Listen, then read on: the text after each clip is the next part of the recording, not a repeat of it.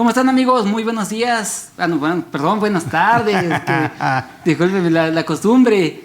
Pues estamos aquí en Fiscal en Serio. Vamos a estar platicando el día de hoy un tema sumamente importante, trascendental, poco estudiado por las empresas y poco estudiado hoy día por todos los contribuyentes, que es el estudio de precios transferencias y su relación con parte relacionada a razón de negocios y otras disposiciones fiscales que están ahí. Y para esto tengo el honor y el agrado de presentarles a un muy buen amigo, que también ustedes lo conocen, que es el contador público Víctor Oliver. Víctor, ¿cómo estás? Muchas gracias. Claro, gracias a ustedes. Gracias por la invitación, mi querido Carlos. Excelente tema el día de hoy, después de tanto alboroto que se ha dado ya desde 2014 que surte efectos esta disposición y que ahora para el 2022 no es la excepción y vuelve a poner el dedo en la llaga a la autoridad, y creo que vale la pena mencionar algunos aspectos de índole de extrema importancia. Muy bien. ¿Qué te parece, Víctor, si comenzamos definiendo algunos puntos importantes de por qué México ha adoptado esta situación de lo que son los estudios de precios de transferencia y qué efecto pudieran tenerle para el contribuyente? ¿Y esto por qué, Víctor? Porque mira, es muy común, y yo creo que tú como yo en la práctica con tus clientes lo vemos, que tenemos al cliente que ya hizo la fábrica 1, pues está funcionando bien, y de repente dice, bueno, es que ¿sabes qué? Es que mi proveedor de transporte pues de repente tiene detalles, medio informal, etcétera, y pues mejor voy a hacer mi propia empresa de transportista y yo voy a comprar mis propios camiones y que ellos me trabajen. Y ya tiene la empresa 2, que es la transportista. Y luego por allí, pues resulta que empezó a ver que alguno de sus clientes tenía cadenas, con los productos que hacía tenía cadenas y empezó a vender y le fue yendo bien. Y dijo, bueno, ¿y por qué no vendo yo también mis productos, no? Y agarró y puso sus tienditas también, y resulta que sus tienditas es la empresa 3 y le compran a la empresa 1, le pagan el flete a la empresa 2 para que llegue a la empresa 3. Entonces, esto que es muy normal en la práctica, que de repente vemos que tienen el negocio 1, el negocio 2, el negocio 3, se empieza a dar a todos los niveles, Víctor. Se empieza a dar desde personas físicas que van progresando, les va yendo bien y empiezan a tener una serie de actividades diferentes, hasta grandes empresas, inclusive grandes corporativos transnacionales, ¿no?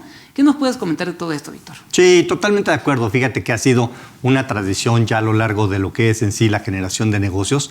Y bien lo mencionas, en ese ámbito, pues un poquito más de pretender ser voraces, de pretender abarcar más, de por qué no solamente concentrarme en mi propio negocio, sino empezar a desarrollar mi propia cadena de suministros, efectivamente. A lo largo de este vaivén de los negocios, siempre empezamos, inclusive nosotros como mismos asesores de negocio, a ver la oportunidad de generar más negocio como tal y, ¿por qué no? En lugar de continuar con ese proveedor, o porque ya me falló, o porque no sabe hacer negocio, o porque es impuntual, o porque es incumplido, o porque es lo que sea, pues también yo asumo esa responsabilidad. Y tal vez pensando en esa forma de pensar de nosotros los latinos, de sangre caliente que nos llamamos, en el sentido de, oye, pues ¿por qué no darle trabajo a un sobrino, a un primo, a un hermano, a un compañero, a un algo? Pues que se ponga a trabajar. Pues sí, es bien fácil proveer este producto, nada más sí, eso sí, hay que levantarse tal vez a las 3, 4, 5, 6 de la mañana para estar muy puntual a las 9, surtiendo el pedido que nosotros necesitamos. Entonces, se van conjuntando una serie de elementos en esa forma de pensar, en esa forma tradicional de hacer más con menos, en esa avaricia que tenemos misma del ser humano, en por qué no empezar a hacer esa cadena de suministros a lo largo de todo. Es curioso porque el europeo y en general el norteamericano piensan muy radical, pero exactamente al revés. No, ese no es mi negocio. Mi negocio no es llevar la contabilidad, no es de proveer como tal de suministros, no es de hacer ese servicio de autotransporte, de transportes públicos, nada. Mi negocio es este y para ello me voy a centralizar, me voy a concentrar, me voy a especializar como tal y lo demás, pues será problema de los terceros.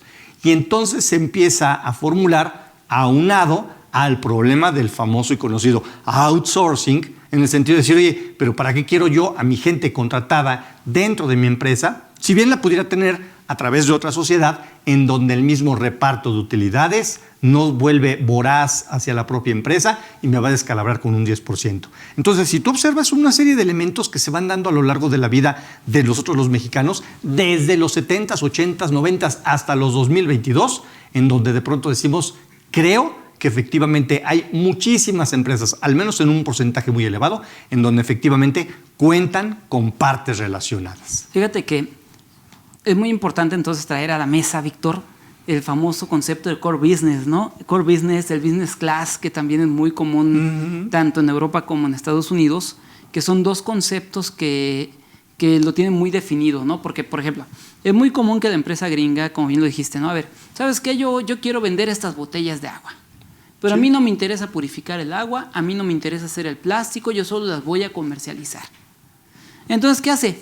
Agarra y dice, a ver, tú empresa purificadora X, oye, ¿tienes la capacidad de proveerme tantos miles de litros de agua purificada de tal calidad con tales situaciones? No, pues que sí. Entonces, vente, vamos a hacer un contrato. A ver, empresa plastiquera X, oye, ¿tienes la capacidad de hacerme tantos miles de botellas de plástico con estas características, tal diseño, de este tipo de plástico, cumpliendo con tal nivel de calidad? No, pues que sí. Vente, vamos a firmar un contrato. A ver, empresa transportista X, ¿tienes la capacidad de poderme transportar mis productos de aquí para acá, de acá para acá y luego entregar con mi cliente? No, pues que sí. Vente, vamos a hacer un contrato. Entonces, precisamente tener muy claro el core business en una empresa pues nos permite una especialización. Y esa especialización de la que tú hablabas hace un momento, Víctor, pues es muy clara, que nos lleva también a tener pues una idea de negocio, ¿no? Una idea de negocio que debe estar. Entonces, exactamente esta idea de negocio en muchas ocasiones lleva pues a tratar de maximizar las utilidades en aquellos lugares donde paguen menos impuestos. Correcto. Entonces, de ahí exactamente comienza un gran problema que a nivel mundial, no nada más exclusivo de México, ¿no? A nivel mundial de, a ver, pues bueno, ok, tengo el negocio en México, pero donde pago menos impuestos en Estados Unidos. Entonces yo quiero llevarme la ganancia a Estados Unidos, que en México no se quede nada, todo se va a Estados Unidos. Entonces, este tipo de situaciones pues empezaron a dar entre gringos con mexicanos, gringos con panameños, gringos con guatemaltecos, gringos con europeos, gringos con rusos, gringos con africanos, gringos con brasileños. Entonces empezó a dar el problema, ¿no? Sí. De que, ¿sabes qué? Allá produzco, allá hago todo, pero toda la ganancia me la traigo acá a mi país, que aquí pago menos y aquí estoy yo tranquilo. Entonces, esto, ¿cómo se atacó? ¿Por qué se tiene que atacar? Bueno, pues precisamente porque órganos reguladores internacionales como la OCDE, al borde de pretender precisamente legislar el hecho de que cada uno de los países se vaya quedando con sus propias utilidades, es donde levanta la mano la OCDE y dice, vamos a hacer una serie de guías basadas precisamente en los principios del BEPS, las bases erosionadas de las utilidades. ¿Cómo es que entonces los asesores externos o los mismos asesores internos de negocio somos capaces de asesorar para que la productividad, esas utilidades, ese core business se quede y se mantenga en un país en donde la tributación, el costo fiscal sea menor? Y entonces, evidentemente, hace un parteaguas a lo largo y en la línea del tiempo como para pretender abordar precisamente el hecho de que cada uno de los países se tiene que quedar con sus propias utilidades. El problema ahora es cómo le vamos a hacer para identificar que cada país se quede con las utilidades que se deba de quedar. Y entonces arrancan con las guías precisamente del estudio de precios de transferencia como tal. Es decir, para evitar lo que a nivel internacional llaman el famoso dumping, ¿no? Correcto, también. El dumping, que digo, para nuestros amigos, si no están familiarizados, pues el dumping lo podemos definir como el transferirnos a precios más cómodos ciertos productos a fin de que dejamos menores utilidades en un lugar, se pasa a otro donde ese otro es el que lo vende, pero está en un país, ya sea con una situación fiscal más cómoda o inclusive con una baja imposición fiscal, ¿no? Correcto, correcto. Entonces, tú bien dices, se puede dar a nivel de índole internacional, pero también a nivel local, a nivel México. Porque bien asumíamos hace un poquito de tiempo en 2 oraciones anteriores, en el sentido de decir, oye, ¿y por qué no crear mi propia empresa transportista que tiene facilidades administrativas? Claro. Y entonces en ese punto, en lugar de yo tener la ganancia en su totalidad, tengo 2 sociedades o 3 o 4 que cada una empiece a generar sus propias utilidades con sus propias facilidades administrativas. Y entonces este tema se permea no solamente a nivel internacional, sino también local, que es precisamente producto de la reforma de este año 2022. Ok, entonces, fíjate, varios temas, ¿no, Víctor? Sí, claro. Porque a la hora de que estamos hablando de las guías de OCDE, invariablemente tenemos que hablar de los 13 puntos BEPS, ¿no? Obviamente, uno de los más importantes precisamente es ese, ¿no? Evitar la erosión de la base tributaria. ¿Cómo voy a evitar la erosión de la base tributaria? Pues identificando dónde se encuentra la famosa fuente de riqueza, ¿no? Que es uno de los principios básicos que muchos países, precisamente al cobijo de estas recomendaciones de OCDE a través de estos pasos BEPS, han ido adoptando. Pon en tu legislación tributaria que aquel que obtenga ingresos de tu fuente de riqueza tiene que pagar impuestos en tu país. Y al mismo tiempo dicen, ok, pero suscríbete un convenio para evitar doble tributación, ¿no? Correcto. Porque pues, si no, ahí es donde mucha gente decía, bueno, ¿por qué me la llevo de México? Porque si yo dejo mi utilidad en México, pago impuesto en México, bueno, o sea, en el antaño, sí, pago impuesto en México, sí, y aparte voy a pagar impuesto en mi país, entonces voy a pagar doble y me va a costar el doble. Correcto. Entonces ahí fue donde empezaron a decir, no, espérate, a ver, la primera forma de evitar que esto pase es, suscríbete a convenios. Y precisamente esto empezó con el famoso mercado global, ¿no? Donde ya no era de que nada más trabajábamos a nivel país, sino ahora trabajábamos a un nivel ya sea de continente o inclusive hasta a nivel mundial, ¿no? Y me atrevo a decir que el parteaguas en México se llamó Tratado de Libre Comercio con América del Norte, por allá del año 1994. Correcto. Entonces, ese año fue un parteaguas para nosotros como país, tanto a nivel de legislación fiscal como empezar a conocer la legislación internacional. Porque ahora sí que, como literalmente decía el expresidente Carlos Salinas de Gortari, verdaderamente México entraba a las grandes ligas, ¿no? Sí. Algo que para México en ese momento, pues, si bien se llevaba, no se llevaba a ese nivel. Y entonces muchas empresas que quisieron subirse a ese barco, pues dijeron, pues vamos, pero ¿cómo lo hacemos? Y entonces en México había pocos especialistas, empezaron a crecer los grandes despachos, las famosas Big Four, que fueron las que dijeron, aquí estoy yo, como tengo en todos los países, pues yo te puedo decir qué pasa en los otros países, ¿no? Sí. Pero precisamente llevó a lo que acabas de mencionar, ¿no, Víctor? De, bueno, yo soy el Big Four, conozco qué pasa en todos los países, entonces yo te digo, ¿sabes qué? Sácalo de México, llévatelo a Panamá. O sácalo de México, llévatelo a Andorra. O ¿sabes qué? Sácalo de México, llévatelo a Estados Unidos, ¿no? De acuerdo. Entonces, en ese sentido, Víctor, obviamente, ¿cuál es la importancia entonces de este tratamiento que BEPS nos obligó a poner en la ley? Sí, efectivamente. Va transcurriendo el tiempo y en donde México no se puede quedar atrás.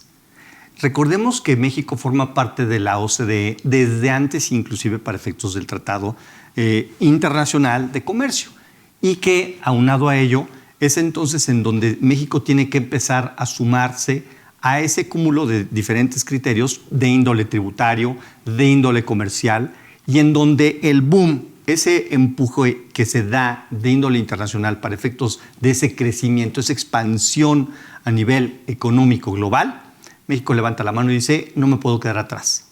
Sin lugar a dudas, México siempre ha ido rezagado, porque ha sido de los últimos países en firmar tanto convenios, tratados internacionales e inclusive, tal vez, para efectos de aplicar muchos de los preceptos de índole tributario y de prevención del lavado de dinero. Vamos atrás. Probablemente sea que no veo ya un poquito la ciencia política, pero podría ser en el sentido de decir, es que no nos conviene a los mismos políticos que como tal podríamos estarnos haciendo el harakiri. Entonces como que lo han ido dando largas hasta que llega un punto en donde no se puede quedar México atrás y no hay vuelta de hoja. O lo hacemos o lo hacemos. Y surge entonces esa imperiosa necesidad de empezar a actuar como lo hacen precisamente los otros países. Esto es, ya a nivel internacional, un acoplamiento de cada uno de los niveles para efectos de tributación, para efectos del cuidado en materia de prevención del lavado de dinero y muchos otros supuestos como tal.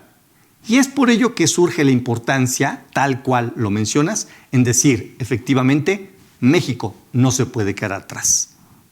Y así entonces surge la imperiosa necesidad de empezar a promover lo que ahora conocemos como el estudio de precios de transferencia. Estamos hablando de 2014, ¿eh? Es decir, no es mucho tiempo atrás, 2012, 2014, cuando el convenio internacional para efectos de comercio fue allá, bien dices, en 1994. Caramba, pues pasaron varias décadas como tal. Sí, sí, claro. Y eso no se convierte un tanto cuanto injusto para nuestro propio país. Pero aquí estamos. De pronto el destino nos alcanza y no nos queda de otra más que asumir ahora las consecuencias de una legalidad de índole internacional. Sí, por supuesto, y ya que aparte, recuerda que cuando en su momento se firma el Tratado de Libre Comercio, Víctor, pues básicamente nace un mercado y crece un mercado que en México teníamos no explotado, la maquila, ¿no? Empieza a crecer toda la maquila, empieza a volverse tan importante la maquila, sobre todo en el norte del país. Digo, también aquí al centro del país, inclusive al sur, le benefició, en menor grado, pero también le benefició. Por supuesto. Pero el norte fue el que alzó la mano. Uno, por la cercanía logística con Estados Unidos principalmente. Claro. Dos, porque obviamente las empresas que querían tener esa cercanía, pues vieron a México en su momento como trampolín. Pues, ¿sabes qué? Pues voy y pongo una empresa en México, aunque yo soy chino, yo soy a lo mejor inglés o probablemente soy español, pero como yo tengo un buen mercado en Estados Unidos, pues pongo la empresa en México y de México pues lo brinco a Estados Unidos y me evité muchos costos logísticos, mucho tiempo, muchas de otras situaciones. Pero ahí es donde viene el pero, ¿no? México, al final del día, yo creo que bien lo dijiste, ¿no? Hemos venido rezagados por la causa que sea. Hemos venido rezagados en cuanto a querer adoptar ciertas cosas.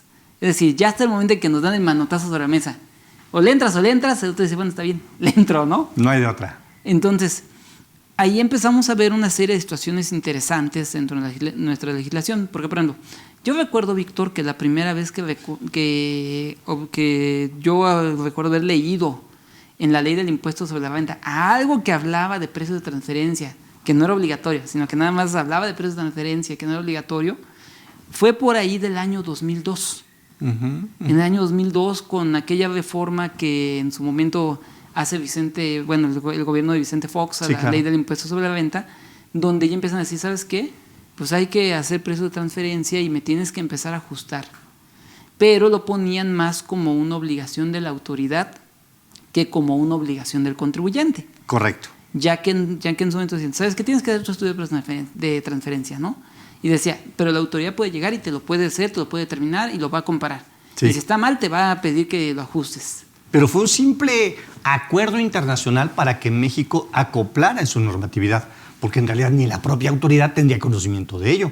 Tú recordarás que por allá del 2008, 2009, 2010, los primeros ejecutivos de la Secretaría de Hacienda y Crédito Público brincan al continente europeo para empezar a tomar posgrados o tal vez en su caso un doctorado para efectos de comprender la base tributaria y evitar precisamente ese complejo mundo de, pues propiamente precios de transferencia. Y después, esta serie de ejecutivas fueron, en su caso, ya nombrados como parte de las primeras instancias gubernamentales, pero después también mucha gente de las 5 grandes en aquel entonces y después las 4 grandes de las firmas internacionales se empezaron a preparar. Y ellos eran pirateados por la propia autoridad hacendaria. Entonces se volvió una mezcla terrible en donde gente que estudió por parte del SAT, becados por la autoridad hacendaria, terminó siendo contratado también por los grandes despachos. Sí, casi un intercambio. Un intercambio, una sinergia impresionante. Y claro, porque además tú recordarás que en aquel entonces las bases de datos eran 3 o 4 veces más caras de lo que actualmente son. Sí. Entonces, como un principio básico de la OCDE, evidentemente esas bases de datos eran un parteaguas como para decir, no cualquier mortal tiene acceso a ese tipo de información. Sí, por supuesto. Pero, Víctor, entonces, ¿cuál es la obligación que tiene una empresa? O sea, ¿qué empresas tienen que hacer esto entonces? Sí, pues a final de cuentas, bien decíamos, ya con un poquito de historia, organizamos de tal suerte en México que surte efectos lo que es el concepto de partes relacionadas. Esto es, nos dejen claro la autoridad de que sí existe la obligación bajo el amparo, el acopio de lo que es propiamente un artículo 76 de la Ley de Impuesto a la Renta, de las obligaciones de las personas morales y después también de índole para las personas físicas que nos remite al propio 76. Pero tú recordarás que surte efectos en base a 2 fracciones, la fracción 9ª y la 12ª, 12ª que también le conocemos. Y en base a estas 2, en mi opinión, surge el concepto de precios de transferencia, pero un poquito erróneo, en el sentido de por qué nace con base a 2 fracciones distintas. Una para los nacionales, para las operaciones realizadas en México, y otra para las operaciones que se realicen entre partes relacionadas, pero con extranjeros. Un extranjero con mexicano, un mexicano con extranjero. Y entonces allí es donde normalmente los contadores, los abogados fiscalistas, tendríamos oportunidad de decir, ya ves, no nació para todos, absolutamente todos, sino nada más todos los internacionales, todas las operaciones internacionales. Cuando de suyo, en realidad, ese efecto para evitar la planeación de dónde van a quedar las utilidades, claramente lo acabas de mencionar, surte efectos a nivel internacional y México. De México con México, por el claro ejemplo que tú advertiste desde que empezó la charla. ¿Por qué crear una empresa transportista? Pues porque tiene facilidades administrativas. Y si me llevo las utilidades para allá, teniendo facilidades administrativas, pagamos menos impuestos sobre la renta. O porque tengo dentro de mis 3, 4 empresas, o 2, tengo una empresa que tiene pérdidas fiscales.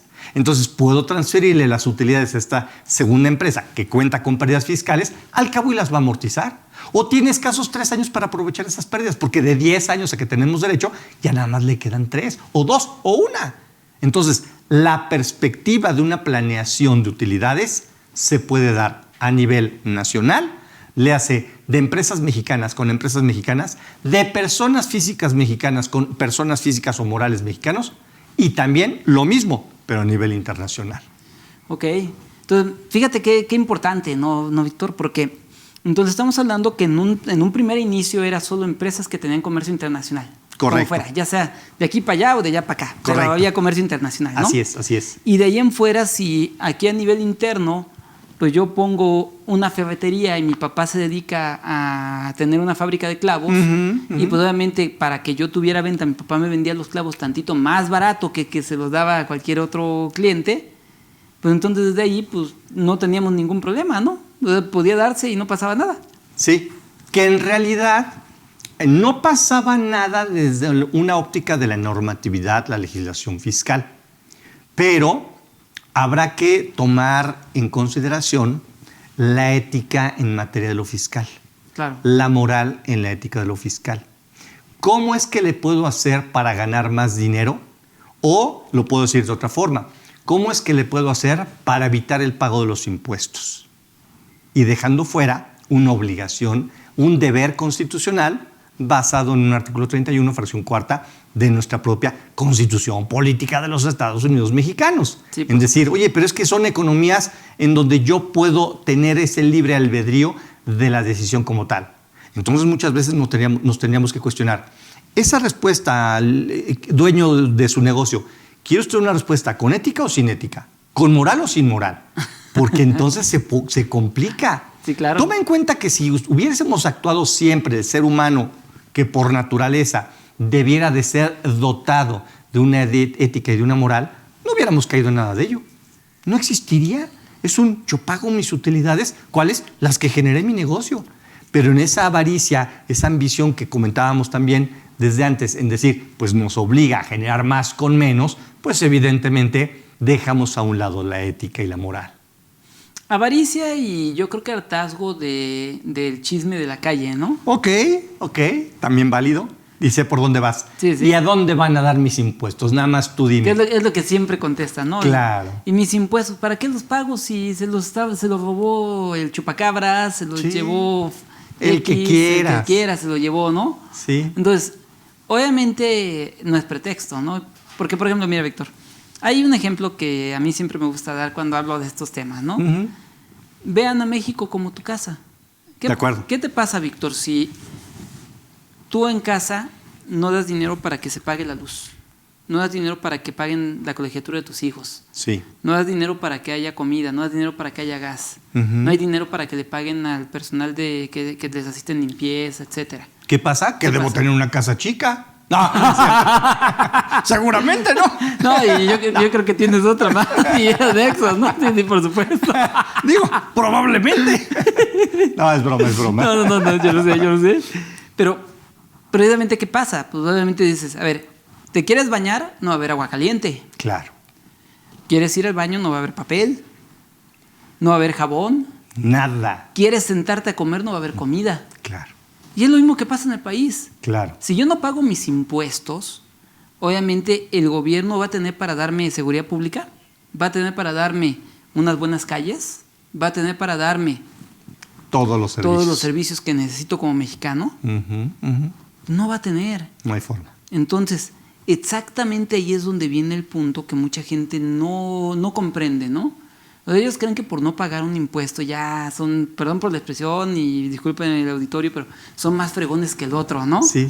No, es que Víctor, él sí paga impuestos. Míralo y velo cómo está. Yo no pago impuestos y ve.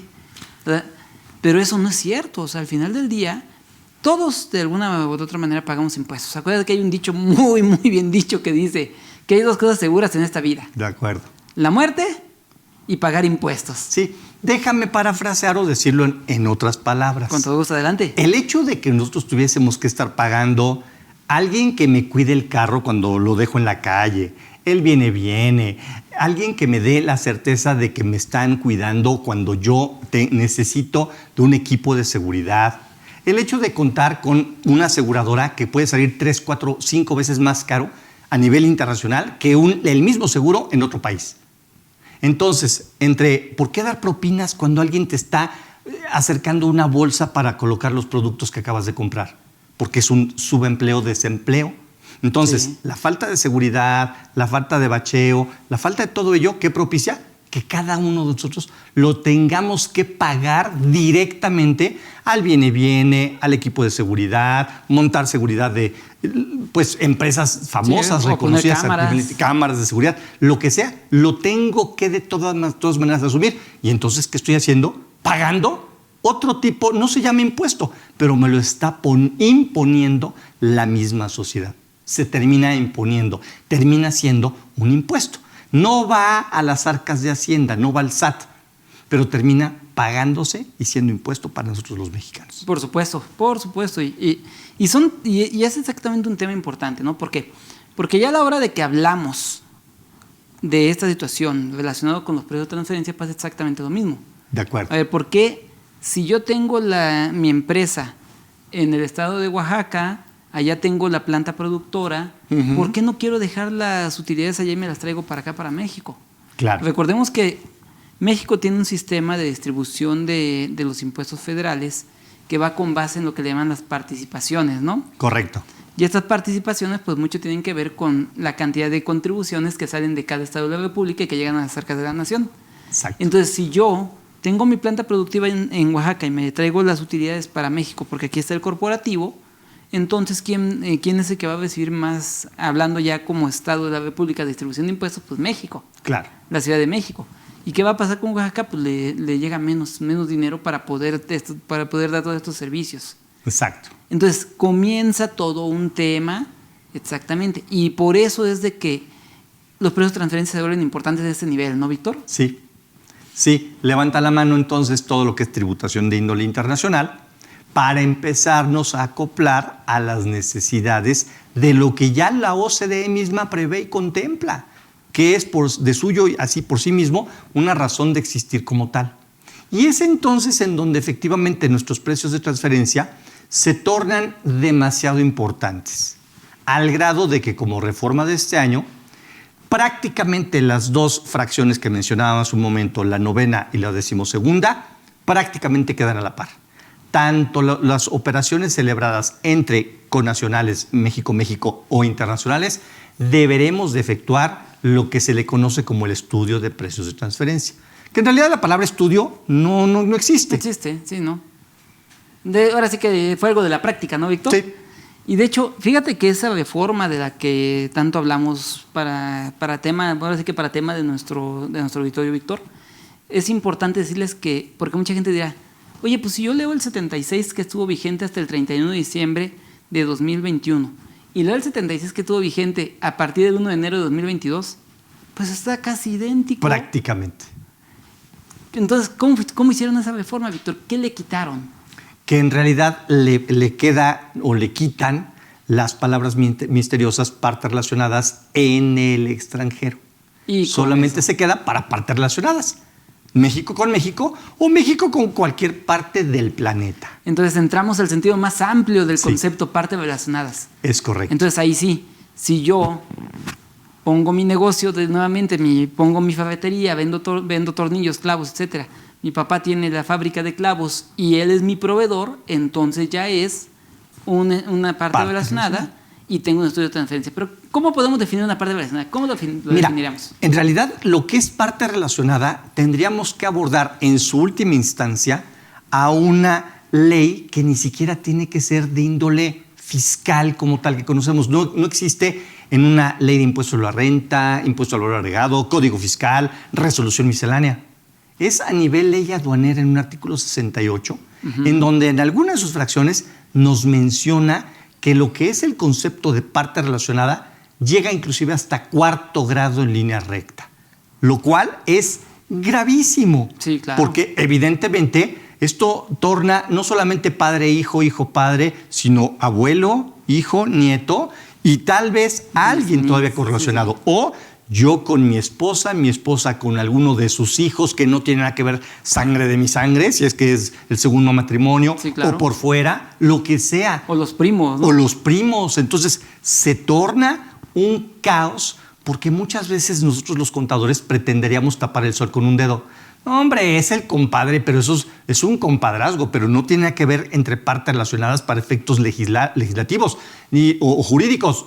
Perdón, pero habrá que ver quién es realmente tu compadre. ¿Es un amigo que conociste en la prepa, en la universidad? ¿O es alguien que tuviese que ser con tu parentela política o de sangre como tal, que sí pudiera llegar a un 4º grado?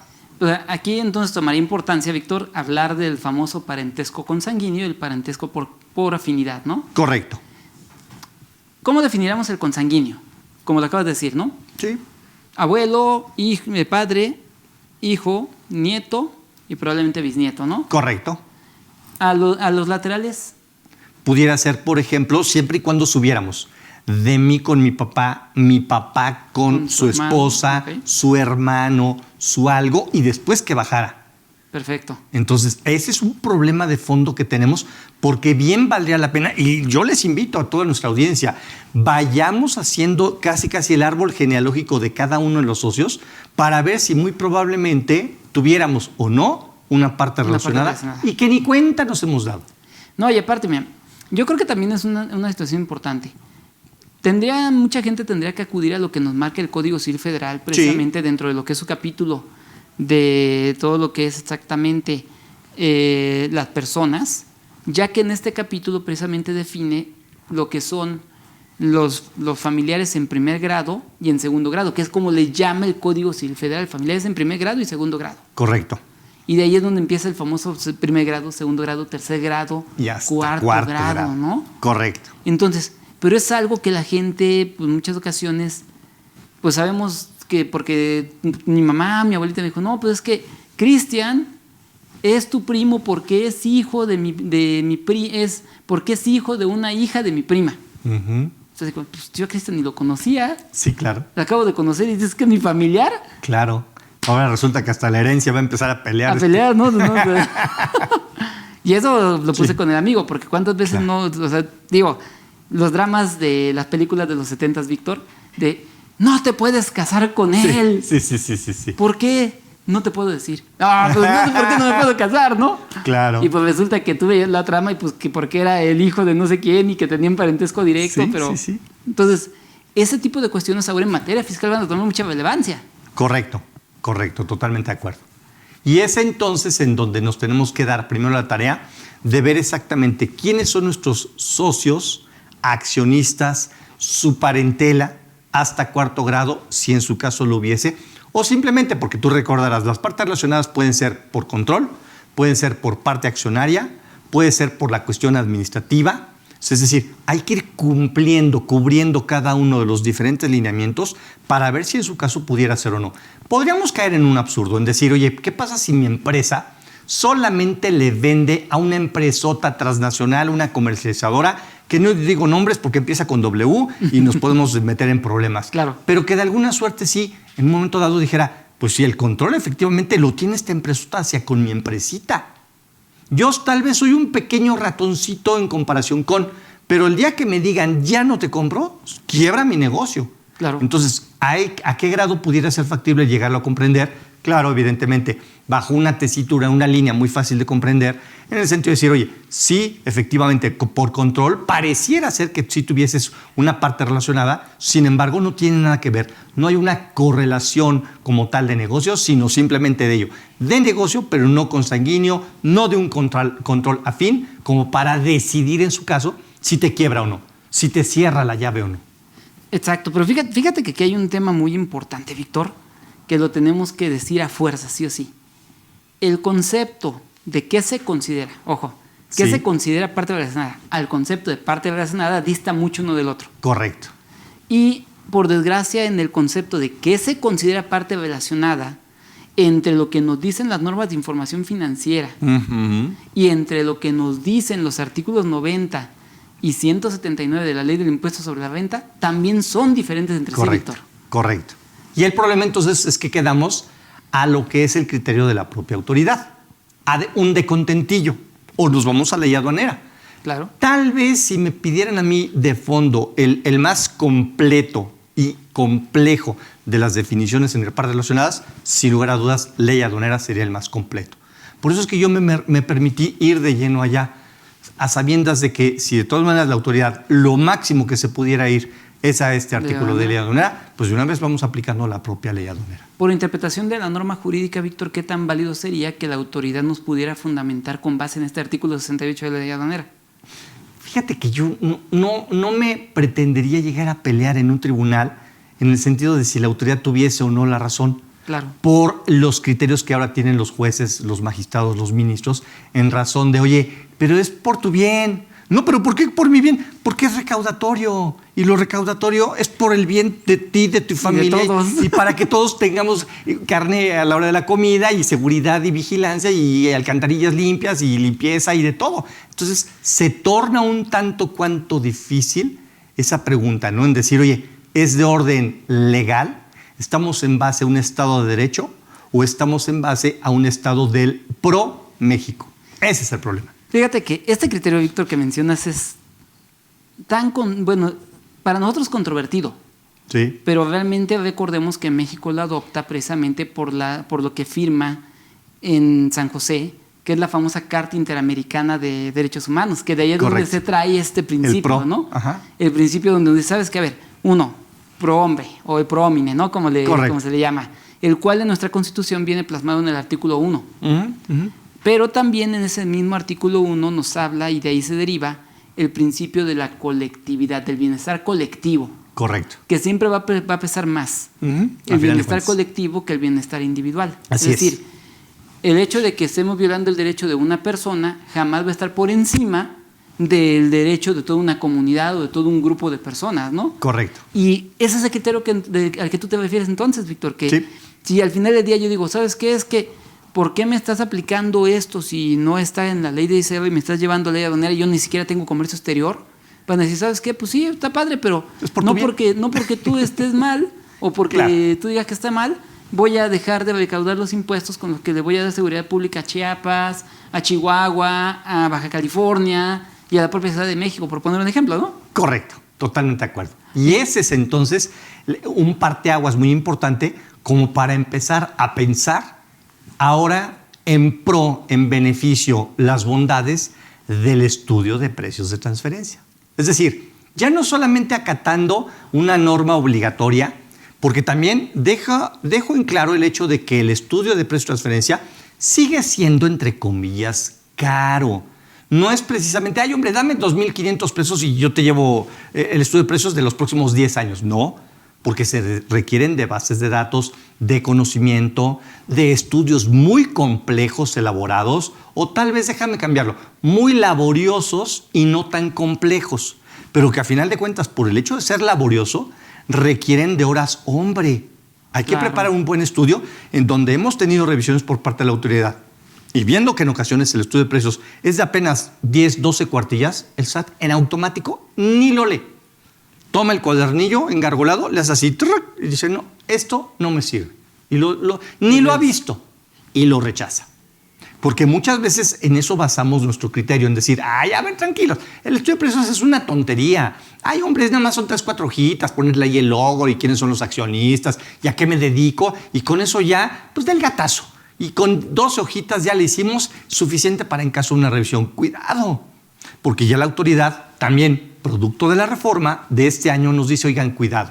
Sí necesitamos que se apliquen los rangos intercuartiles y necesitamos que los comparables se hagan año con año. Es decir, ya no te bases en tus comparables de hasta máximo 3 años atrás, como en su momento lo sugería la OCDE con sus principios básicos de la guía de precios de transferencia. Entonces, se torna un tanto cuanto muy complejo, en donde esa pequeña gran defensa que tendríamos antes nosotros los contadores, pretendiendo, yo lo sé, tapar el sol con un dedo en decir, no me aplica porque hay 2 fracciones y yo estoy en la light y los demás son para los grandes contribuyentes. Ahora no. Ahora resulta ser que estamos en un mundo muy parejo, en donde todos los estudios se tienen que hacer por igual. Seas una empresa pequeña, mediana, grande o grandísima. Y es entonces en donde el estudio se torna interesante en decir, ok, y entonces, ¿cómo le puedo hacer para que este estudio de precios de transferencia, aunado lo ya comentado en el sentido de, bueno, efectivamente va en pro homine como tal, pues entonces, ¿cómo es que yo puedo obtener inclusive un provecho de este estudio como tal? Sí, por supuesto. Pero fíjate, entonces estamos hablando de que si necesitamos el estudio de precios de transferencia, es un hecho, sí o sí. Correcto. Sí o sí lo necesitamos. Bien. ¿Pero para qué lo necesitamos? Ah, qué buena pregunta. Bueno, ya todo esto, ¿y para qué? Pues sí, ¿para qué? O sea, ya lo hice. Ahora sí que es como una caricatura que un día vi en algún lugar, bueno, un dibujito, que eran dos muñequitos, un niño y una niña, y uno estaba subido en la cabeza del otro, así parados, estaban parados uno encima del otro. Y decía, bueno, ya nos quitamos la ropa, ya me subí encima de ti, ¿a qué hora sentimos rico? Sí. O sea, ya no nos falta, ¿no? Sí, claro. Sí. ¿Qué nos falta? O sea, ¿qué falta si ya hicimos lo básico que falta, no? Claro. Entonces, igual, ¿qué pasa? O sea, ya hice mi estudio de precios de transferencia, ya me dijo mi asesor, ya tienes que hacer el estudio, ya conseguimos quién nos haga el estudio, obviamente cuidando la recomendación que nos haces de, oye, a ver, que no te vayan a entregar 12 hojitas, o sea, que tengan en tu estudio evidencia que aplicó esos 5 métodos que encontramos en el artículo 179 y referenciados en el 180, ¿no? De la ley de ICR. Correcto. ¿Y ahora qué hago con eso?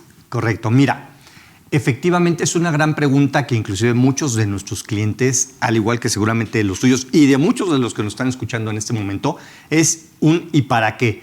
Yo nada más veo cómo reciben el famoso estudio de precios de transferencia, abren un cajón, lo guardan, dice, ay, perdón, este es el último, ¿verdad? Y van en consecutivo desde el 2002, 2014, 2018, 2020, 2022 y lo guardan. Ahí queda. Y ahí quedó. Y la gran pregunta, ¿y todo para qué? ¿Todo para qué? Es una canción. Sí, perdón. Ya vamos Es una a entrar en canción. bailongo, ¿verdad? Pero eso es una realidad. En el sentido de decir, ¿y ahora qué sigue? Entonces yo me atrevería a decir, ¿qué bondades pudiera tener un estudio de precios de transferencia? Vamos a analizarlo de entrada fríamente.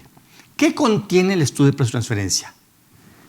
¿Cómo surgió la empresa? ¿Quiénes son los socios fundadores? ¿Cómo se creó el logo? ¿Cómo es que el socio fundador, el abuelo, el tatarabuelo, los abuelos, la abuela, que en su momento era quien hacía, cocinaba o tornaba lo que fuera? ¿Cómo es que fue creciendo la expansión? ¿Cuál fue su core business allá en 1970 y quién sabe qué? ¿Cómo migraron en los 80s? ¿Cómo tuvieron que cambiarse? A lo mejor en su momento eran una empresa que comercializaba hilo y después comercializaron tela y después ya hacían tela y después hacían ahora trajes de casimir y ahora ya no se usa traje de casimir. Bueno, nosotros tú y yo porque no nos quedó de otra el día de hoy, pero probablemente alguien diga, ¿y por qué no? Porque además tenemos clientes que ahora dicen, yo hago ahora cubrebocas. Sí, claro. Yo efectivamente ya ahora la tela es tela muy particular y hacemos cubrebocas y estamos haciendo mucho más negocio que cuando vendíamos casimir. ¡Wow! O ahora cubrebocas coordinadas con las corbatas y demás. Con el traje, sí, la claro. moda, vamos a poner la moda. ¿Por qué no? Y todo eso, a final de cuentas, ¿qué es? Es un conoce mi negocio. Ahora, ¿quién debiera conocer mi negocio? ¿Se lo vas a dar al contador? El contador se va a aburrir y te va a decir, ya lo conozco, yo te di la información. No, si no es para ti. ¿Quién te dijo que el estudio de precios era para ti? ¿Y qué pasa si de pronto yo te dijera, oye, necesitamos una línea de crédito? Ok, vamos a solicitar una línea de crédito. ¿A quién la podemos solicitar? ¿A un proveedor o a un tercero, un banco, un acreedor? ¡Qué belleza! El banco, el ejecutivo de cuenta de mi banco, ¿me quiere conocer? Dale esa parte del estudio de precio de transferencia. Porque te va a preguntar, oye, ¿y esta empresa quién la fundó? ¿Y cuántos años tiene? ¿Y a qué se han dedicado nosotros? A ver, ahí está todo. Plasmado con firmas, con fotos, con videos, con referencias, con lo más completo que se pudiera para decir, y ahora la empresa así está. Y cuenta con estos estados financieros. Allá en los 70s vendíamos y teníamos un estado financiero así. Hoy, 2022, tenemos un estado financiero asá. Y hemos crecido y tenemos ahora tantas personas, hemos cambiado el logo, cuál es nuestro core business, a qué nos dedicamos. Y después hacemos un análisis funcional. ¿Te acuerdas? Sí. ¡Qué belleza! Un análisis de tus activos, un análisis de tus riesgos. Oye, y si le permites también, en una de esas hasta le incorporamos el FODA. Sí, esas fortalezas, claro, oportunidades, debilidades, amenazas. ¿Dónde estoy parado? ¿Qué debilidades tengo? ¿Por qué no aprovecharlo? Y empezar a fortalecer ese estudio en decir, oye, efectivamente a los socios se van a aburrir. Efectivamente, un acreedor le puede interesar. Oye, ¿me puedes dar crédito? Soy una empresa sana. O soy una empresa que fue sana en los 2000 y hoy con COVID estoy muy mal, pero estoy levantando. Sí, claro. Ya entré al negocio de los cubrebocas y nos va a ir de maravilla. Y vamos a imponer moda, lo que sea, lo que sea.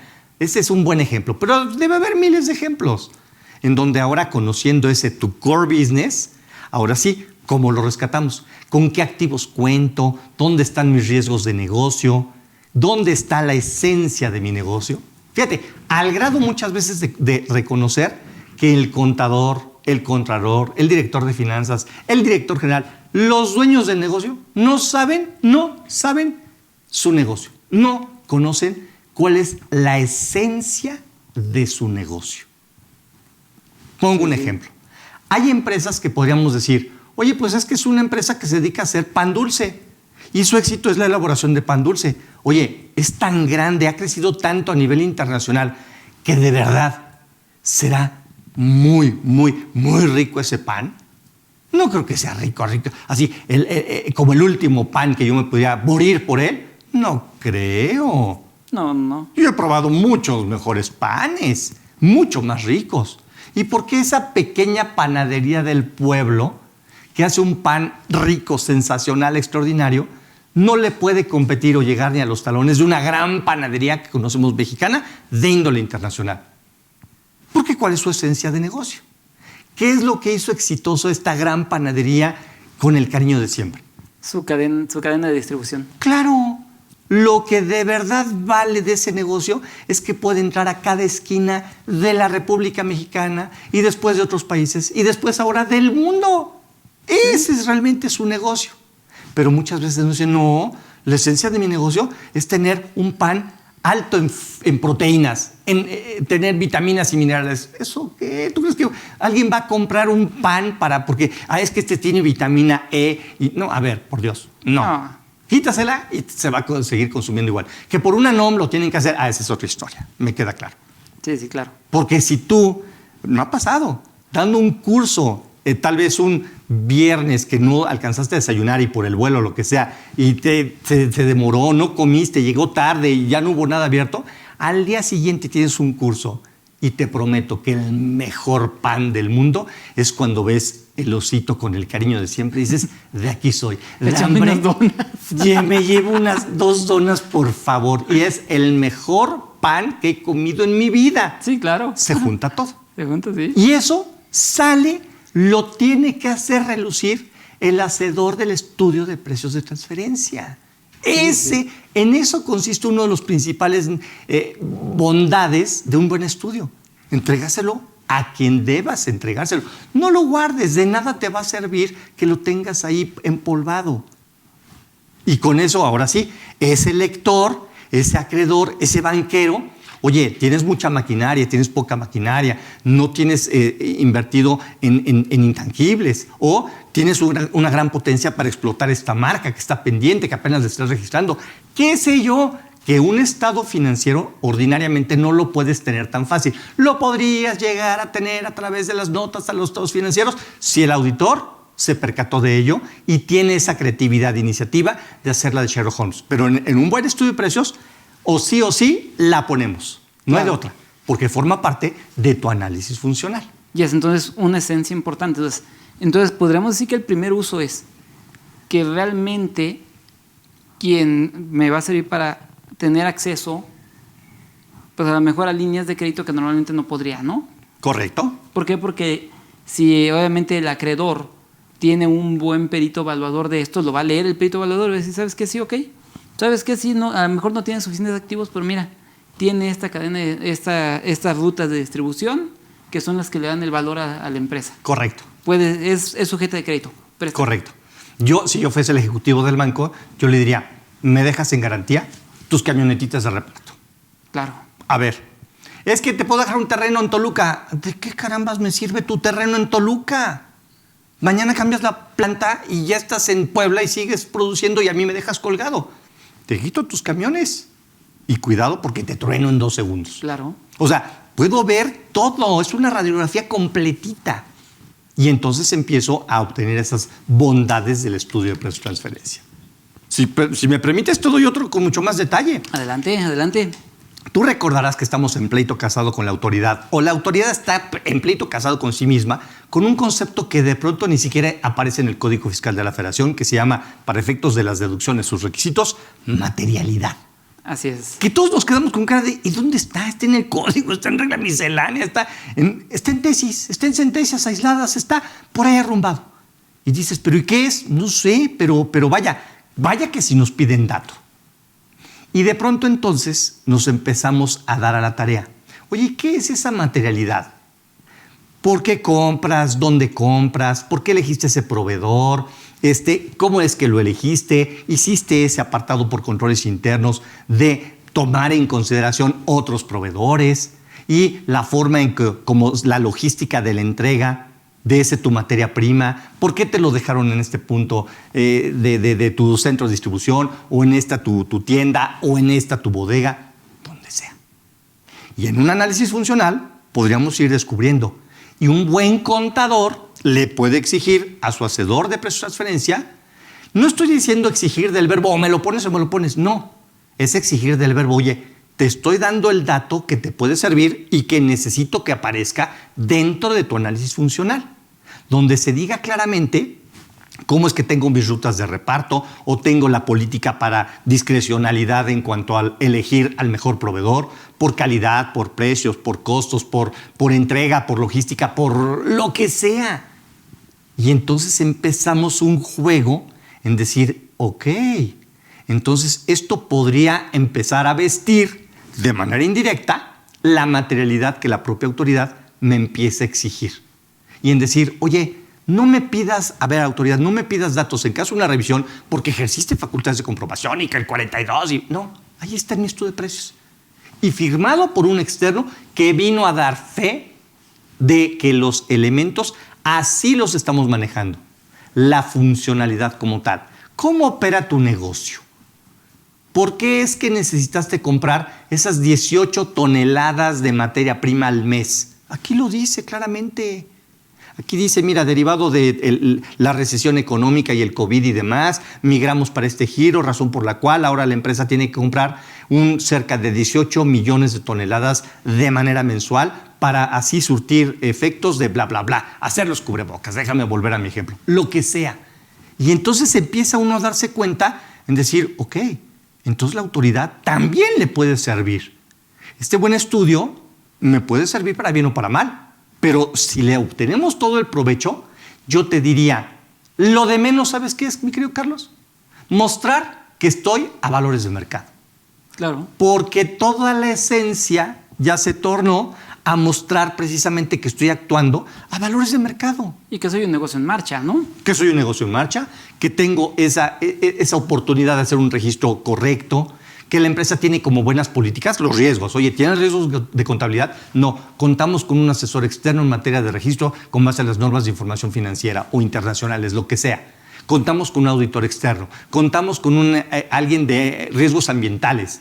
Todo vas plasmando riesgo por riesgo. riesgos jurídicos, laborales, penales, de marcas, de patentes, de eso, de registros contables, de auditoría, de todo, lo vas plasmando. Pero no nada más no tiene riesgos. No, a ver, yo contador te voy a dar santo y seña de quién me audita, de quién me dictamina, de quién me revisa los pagos provisionales, quién me está haciendo esa diligencia, ese compliance famoso para efectos jurídicos, para efectos contractuales, para efectos de todo. En donde entonces el lector, el mismo SAT, dice, no hombre, esta empresa está súper blindada. O no porque yo le tenga que poner nombres y apellidos rimbombantes y si no me revisó uno de los chipocles, le puedo poner aquí un godín que me hizo el estudio, pónselo, porque ya fue revisado por alguien. Sí, que si lo trajéramos a la materia civil, pues ese alguien sería un perito, ¿no? Por ejemplo, ahora sí, a grado de un fedatario público, ¿por qué no? Claro. Desde luego. Claro, y ahí es a donde está. ¿Qué necesita un contador, Víctor, si es que es el contador el profesionista adecuado, para poder suscribir y hacer estos estudios de precios de transferencia? Experiencia. Es lo único que en realidad se requiere, y no tanto porque hubiese alguna norma, alguna disposición jurídica que nos diera ese lineamiento como tal. No, en realidad no existe nada. Es una carrera multidisciplinaria porque requieres de todo. Requieres economistas, requieres de abogados, requieres de ingenieros, requieres de ambientalistas, requieres de todo, de un gremio impresionante. Pero ese callo, ese feeling, me late que el ingeniero aquí no tiene el 100% la razón porque le está fallando por lo que sea. Imagínate que un buen estudio de precios de transferencia te hable así de riesgos ambientales y cuantifique, oye, tuvimos que contratar un ingeniero en medio ambiente, especialista en la materia, y resulta ser que hace cerca de 60 años, aquí en tu predio, era un pozo petrolero. Habría residuos químicos, que hace 40 años habría una farmacéutica, una química, un lo que sea, y el subsuelo en cualquier momento puede explotar. No, pues de hecho es un ejemplo muy tangible, ¿no? Acá por el lado de Ojo de Agua, bueno, hacia aquel lado de Catepec, la Plaza de las Américas, que está sobre lo que era la Sosa Texcoco, ¿te acuerdas? Sí, correcto. Y esos terrenos están totalmente contaminados, o sea, y cuánta gente se ha enfermado por eso, y todo por un impacto ambiental, ¿no? Sí. Y eso, un buen estudio, claro que te lo puedes brincar. Claro, máxime que el contador conoce el tema. Es decir, no pretendamos otra vez vendarnos los ojos y decir, no, pero eso no lo pongas. A ver, es al revés. Oigan, que se dé cuenta el Consejo de Administración que estamos en un problema latente y que entonces ese problema ambiental me puede propiciar acarrear otros problemas, razón por la cual el negocio a lo mejor ya no está tan sólido que digamos, ya no tiene tanta continuidad. Probablemente en cualquier momento suframos una demanda y puede ser caótica, puede ser muy grande, caótica, crisis, trueno. Entonces, ¿en dónde estoy parado? Es decir, es una labor tan bonita profesionalmente hablando porque tenemos que conocer de todo. Claro, y no pretendo espantar a todos los que lo están escuchando o viendo en este momento. No, al contrario, es para, oigan, vayamos aprendiendo. Ve aprendiendo acerca de un buen estudio de precios de transferencia, no para el típico copio y pego, ya tengo mi estudio. Eso es el peor error que puedes hacer. Sí, analízalo para que vayas aprendiendo acerca de lo que debe contener tu estudio de precios de transferencia. Mira, ya hace rato dijiste algo muy importante, ¿no, Víctor? ¿Por qué el especialista que nos hace el estudio de precios de transferencia debe de conocer a la perfección nuestro negocio? Porque al final del día, toda esta historia que estamos platicando va a aterrizar en cifras. Correcto. Entonces, donde va a decir, ¿sabes qué? A ver, tú, Carlos, pues eres contador, pero mira, te estoy comparando con Víctor Oliver, que también es contador, y tú cobraste 5 pesos, pero Víctor, por lo mismo que tú hiciste, él cobró 7 pesos. Entonces, ¿qué estás abajo? Pero tenemos a un tercero que se llama Cristian, que también es contador, pero él cobró 3 pesos. Correcto. Entonces, ¿sabes qué, Carlos? Tú estás en medio. Pero para que ya el especialista llegue a ese criterio final, no puede agarrar y comparar a Carlos con un Big Four. Correcto. Porque son totalmente estructuras muy diferentes. Muy distintas. Con costos muy diferentes. Correcto. Y ahí es donde entramos a decir, te tengo que comparar con iguales. Correcto. Y por eso necesito conocer la historia del negocio, para saber quién es tu igual. Correcto. Porque si no conozco esa historia, no sé quién es tu igual. No hay forma. Y entonces sí, es iguales con iguales. Ahora sí que comparo peras con peras y manzanas con manzanas. Correcto. No comparo peras con sandías, porque Correcto. no voy a poder llegar a ninguna conclusión. No hay forma. Entonces, exactamente esa es la importancia de que un buen despacho de precios de transferencia te haga el estudio con todo este análisis de tu estructura y tu historia y con una visión a futuro. ¿Qué va a pasar con esta persona a futuro y a dónde podría llegar para estos fines? Esa es la primera situación. La segunda situación, como bien lo dijiste, la materialidad, ¿no? Nos ayuda a demostrar materialidad, a demostrar un negocio en marcha. ¿Por qué? El concepto de materialidad puede, por ahí, como bien dices, unos criterios de la Suprema Corte, etcétera, etcétera, hacen referencias a la norma de información financiera 2. Correcto. Y dentro de estos principios de la 2 está el negocio en marcha. Y obviamente el negocio en marcha es algo que demuestra materialidad. Sí. Oye, a ver, Carlos, ¿por qué estás comprando un coche? Pues que sabes qué, me estoy dedicando a transportar personas de la Ciudad de México al aeropuerto de Santa Lucía.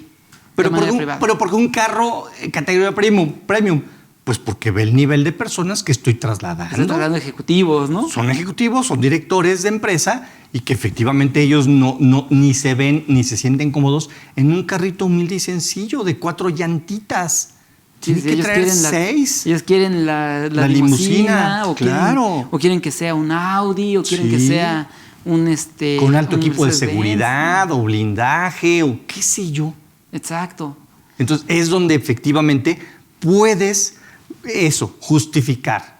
Y entonces empiezas a invadir inclusive esferas de índole fiscal. Claro. En decir, oye, a ver, pero para mí eso no es estrictamente indispensable. ¿Quieres que te enseñe mi estudio de precio de transferencia para que te convenzas de que sí es estrictamente indispensable para nuestro mi negocio? Actividad, claro. Para mi negocio. A lo mejor tú sabes, para tus otros comparables que se dedican exactamente a lo mismo que yo, pudiera ser que no. Porque aparentemente nos dedicamos a lo mismo, a transportar gente. Sí. Pero hasta en los perros hay razas. Sí, claro. Entonces, obviamente, no es lo mismo transportar gente que transportar un director de empresa o políticos. Claro. O gobernadores o qué sé yo. Sí, lo que cancilleres, etcétera, ¿no? Exacto. Alguien de índole más rimbombante de la high society o artistas, lo que gustes y mandes. Sigue siendo gente, pero no, esa gente lamentablemente o afortunadamente no se suben al mismo vehículo. Y es entonces donde yo tengo que aprovechar ese nicho de negocio. Sí, claro. No me podrías comparar a mí que estoy transportando ejecutivos con el que tiene micros, ¿verdad? Correcto. Y los dos transportan gente, las dos. Claro. Pero pues estamos hablando de diferentes actividades. Exacto. Y si yo comprara un micro, sería absolutamente no deducible para, si es que estoy transportando categoría premium en mis ejecutivos. ¿Y para qué entonces quieres un microbús, mi chavo? No, para ti no es estrictamente indispensable. O sea, puede ser también para arriba, para abajo. O sea, y es donde empieza el contador de a pie a decir, ok, entonces esto tiene un trasfondo mucho más allá. Ya le entendiste. Claro. El estudio de precios de transferencia, probablemente para efectos México o a nivel internacional también, si me apuras tantito, lo de menos es garantizar que se tuviese un negocio a valor de mercado.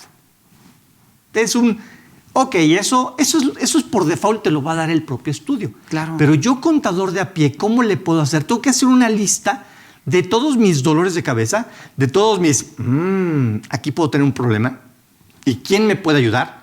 Ahora sí que, oye, ahora, ¿quién podrá defendernos? Oye, pues apóyate en el mismo estudio de precio de transferencia, para que en un momento determinado seamos capaces de darle la información y que el contador se sienta apoyado y a su vez apoye al hacedor del estudio y que diga, ayúdame por favor, estoy metido en un problema y necesito que por favor mi estudio diga esto.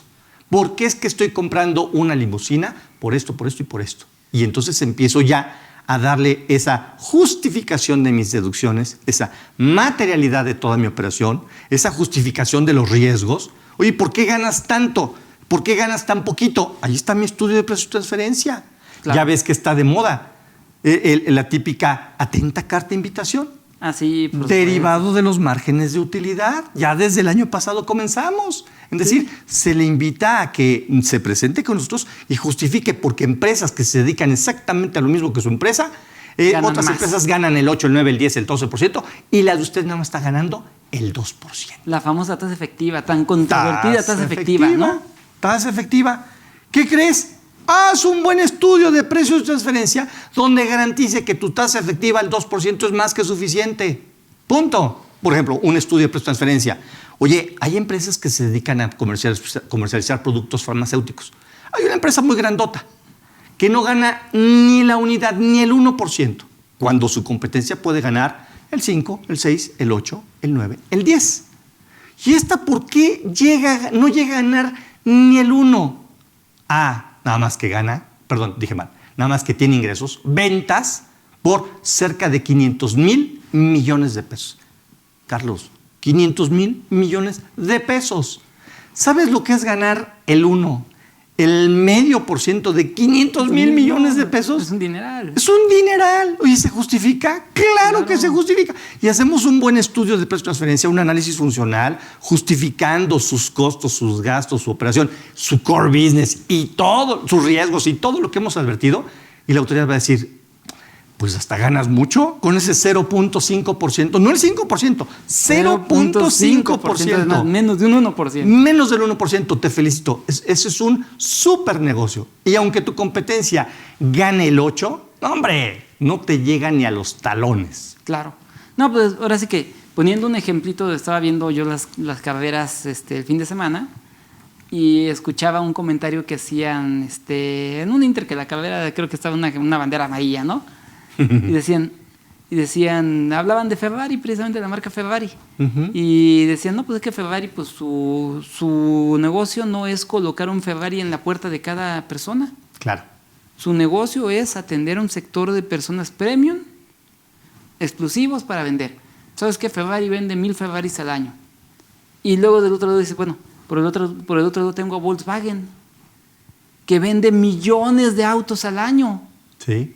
Y eso que está Ferrari, está Volkswagen. ¿Cuál es el negocio? ¿Puedes comparar a Ferrari con Volkswagen? Correcto. No puedes comparar.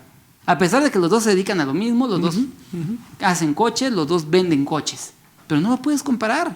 A lo mejor a Volkswagen lo tendrías que comparar con Nissan, a lo mejor lo tendrías que comparar con Kia. Sí. Pero a Ferrari a lo mejor lo tienes que comparar con Maserati, o lo tienes que comparar probablemente con McLaren, etcétera, ¿no? El que sea de los grandototes. De los grandototes. Bueno, claro. De los premium, vamos a llamarlos, de los ¿no? premium, correcto. Porque a lo mejor no son grandotes. Queda mejor el término premium. de los premium, correcto. Y es exactamente lo mismo que pasa en el estudio de precios de transferencia. Así es. Por eso es la importancia. O sea, vuelvo a resaltar, perdón que sea tan incisivo en el comentario, ¿no, Víctor? Sí. Por eso la importancia de que quien te hace el estudio te conozca. Claro. Conozca verdaderamente tu empresa. Exacto. Para elegir con quién te va a comparar. Así es. Pero esa es tarea del hacedor del estudio de precios. Así es. Yo quisiera invitar ahora a nuestro público. Oye, si tú haces el estudio, toma en cuenta nuestros comentarios. Pero si tú no haces el estudio de precios, toma en cuenta nuestros comentarios para que nutras a tu hacedor del estudio de precios y que haga lo que tú necesitas en realidad en el fondo. Aparte de ser ese principio de arm's length y los principios de la OCDE y demás, eso déjaselo a él. Tú encárgate de lo tuyo.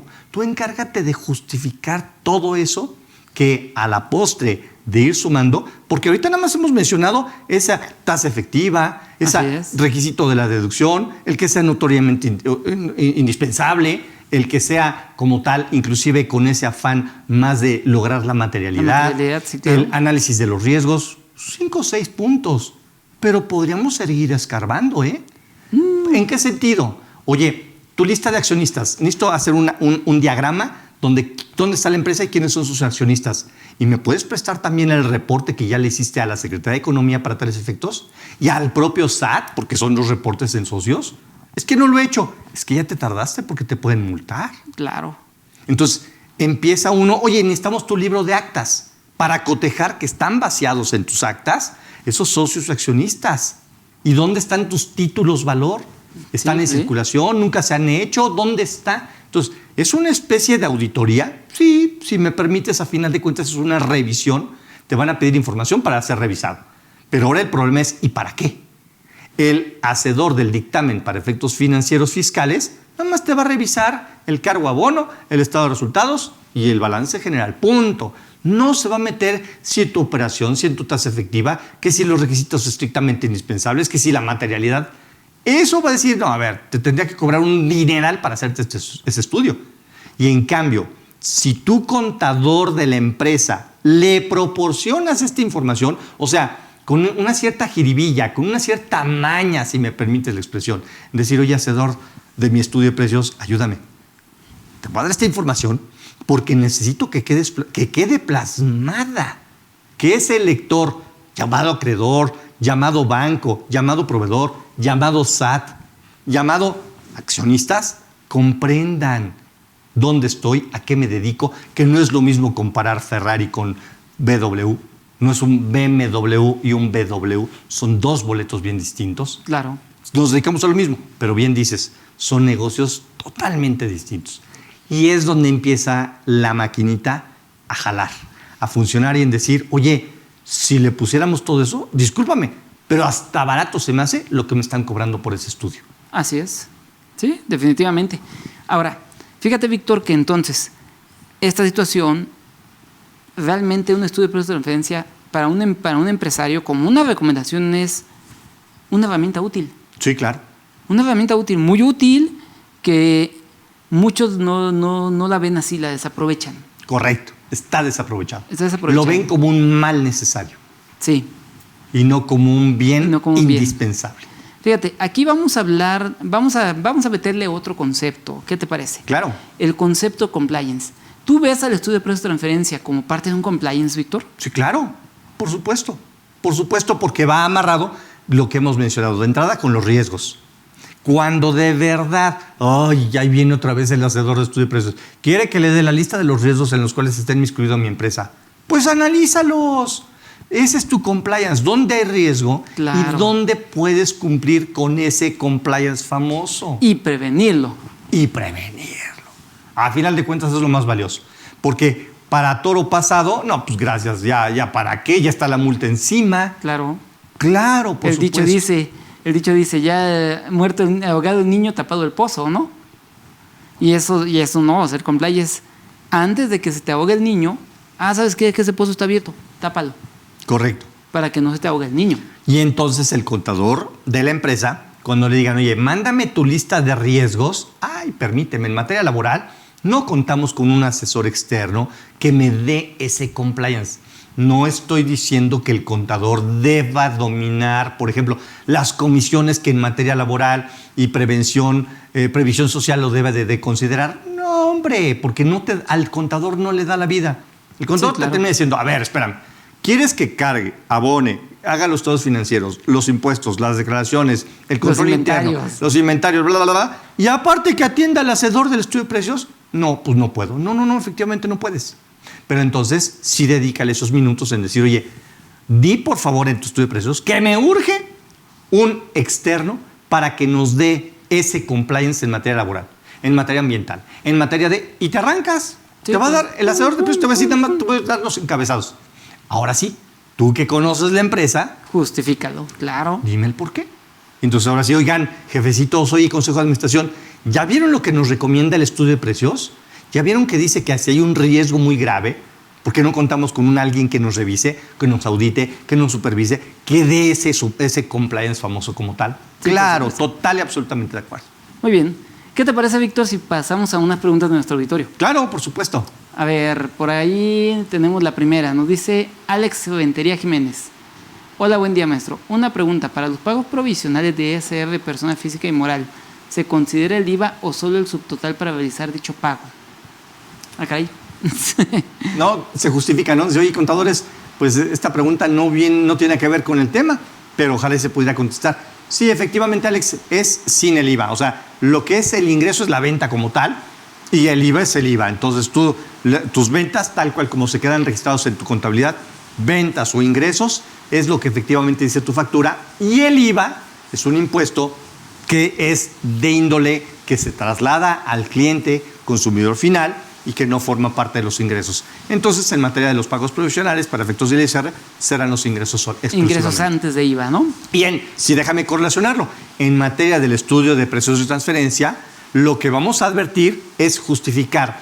Ojo, no en realidad que el precio que yo le transfiero de mis productos a mis clientes esté a valor de mercado, porque en realidad lo que se pretende a través del estudio de precios es justificar que la utilidad que genera mi negocio, derivado de las ventas y los costos, son propias de acuerdo a todo lo que hemos comentado en esta tarde.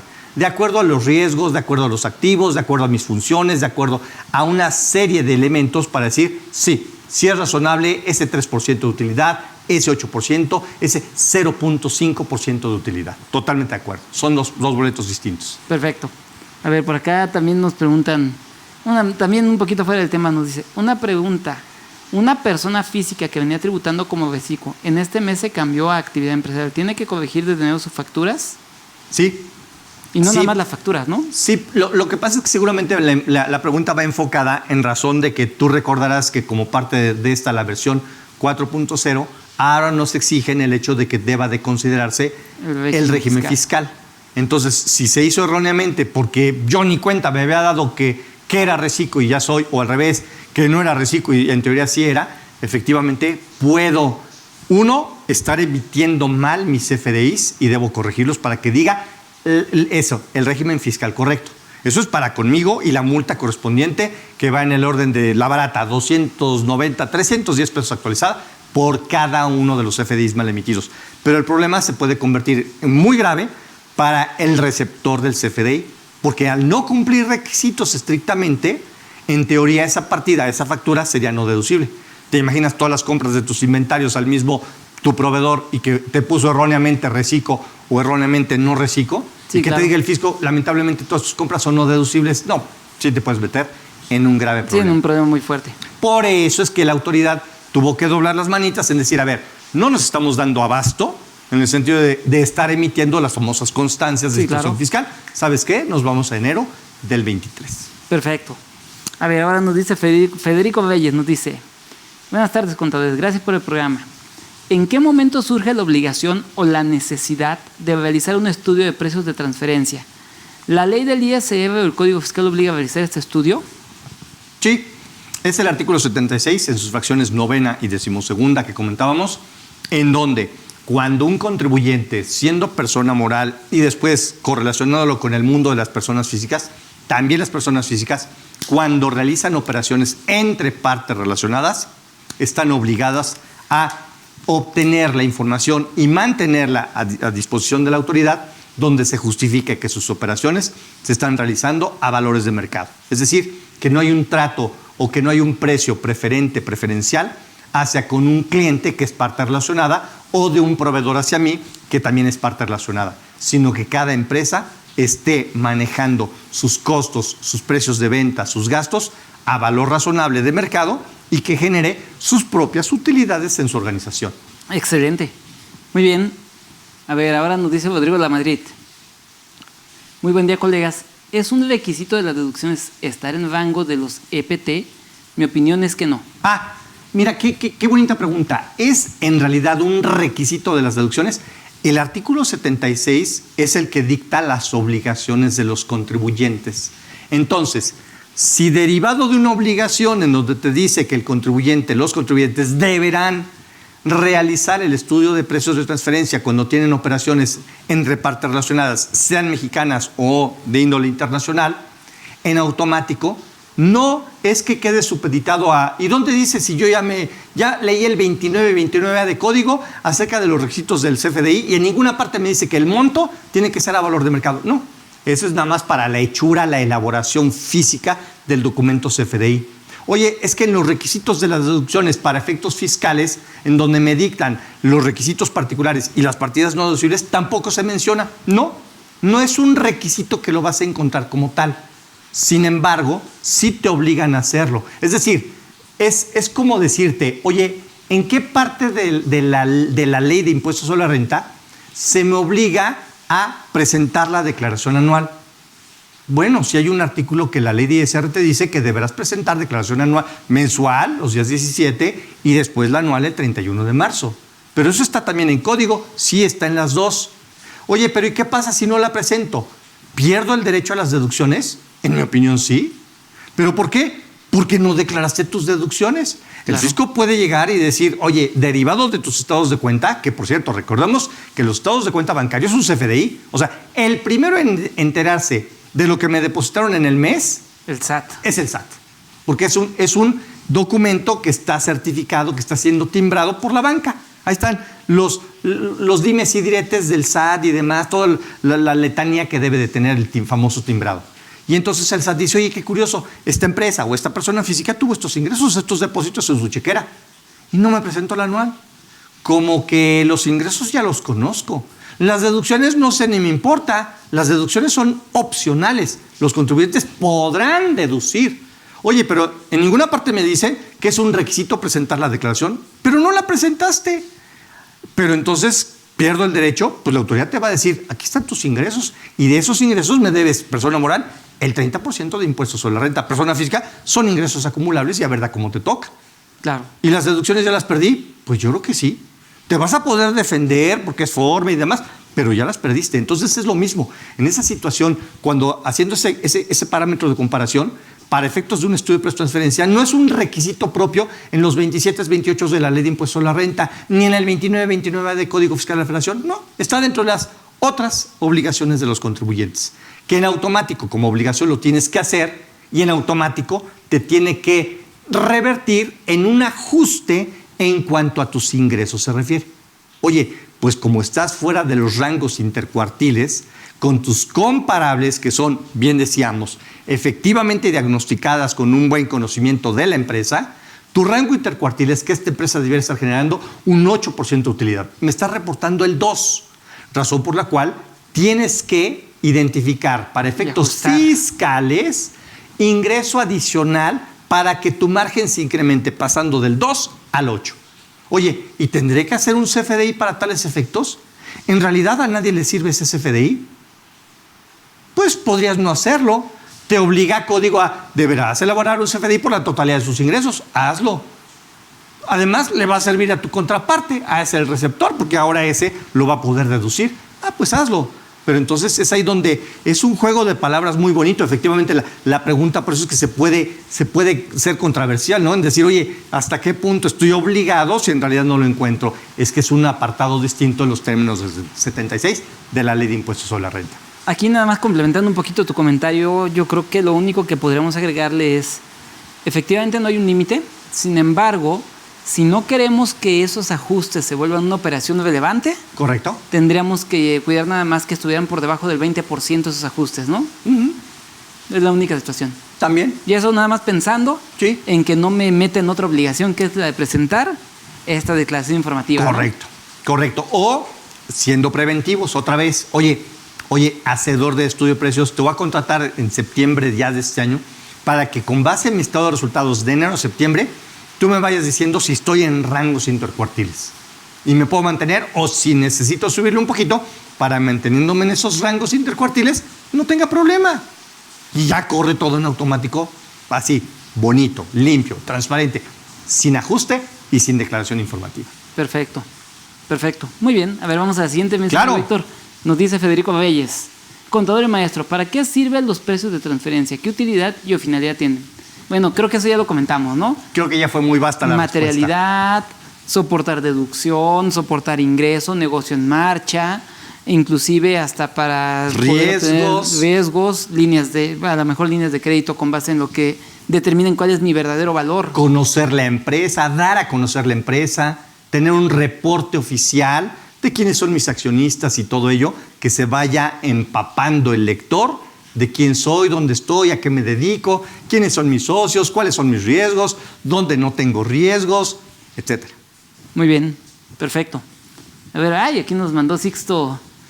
Es todo un tratado, ¿verdad? Todo un tratado, o todo el artículo. Dice, a ver, contadores, con respecto al tema de hoy, muchos contribuyentes, y principalmente en grupos familiares empresariales, tienen operaciones entre ellos, y la gran mayoría o algunos realizan un estudio de precios de transferencia.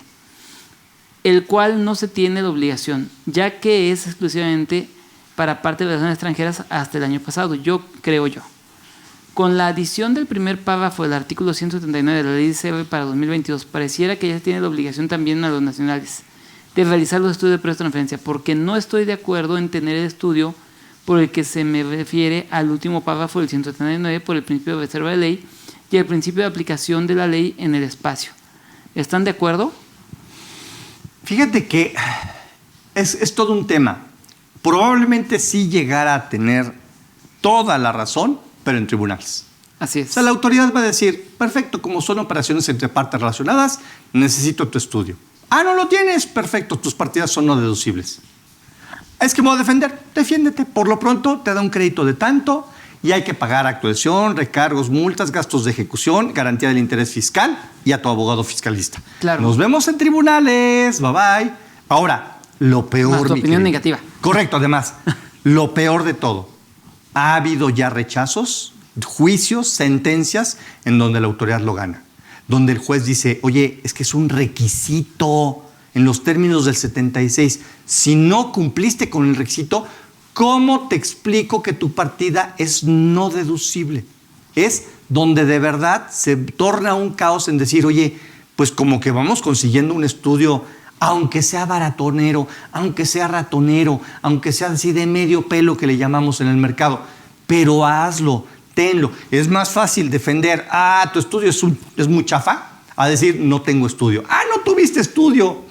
Perfecto, mi hermano, pasas a la báscula en automático.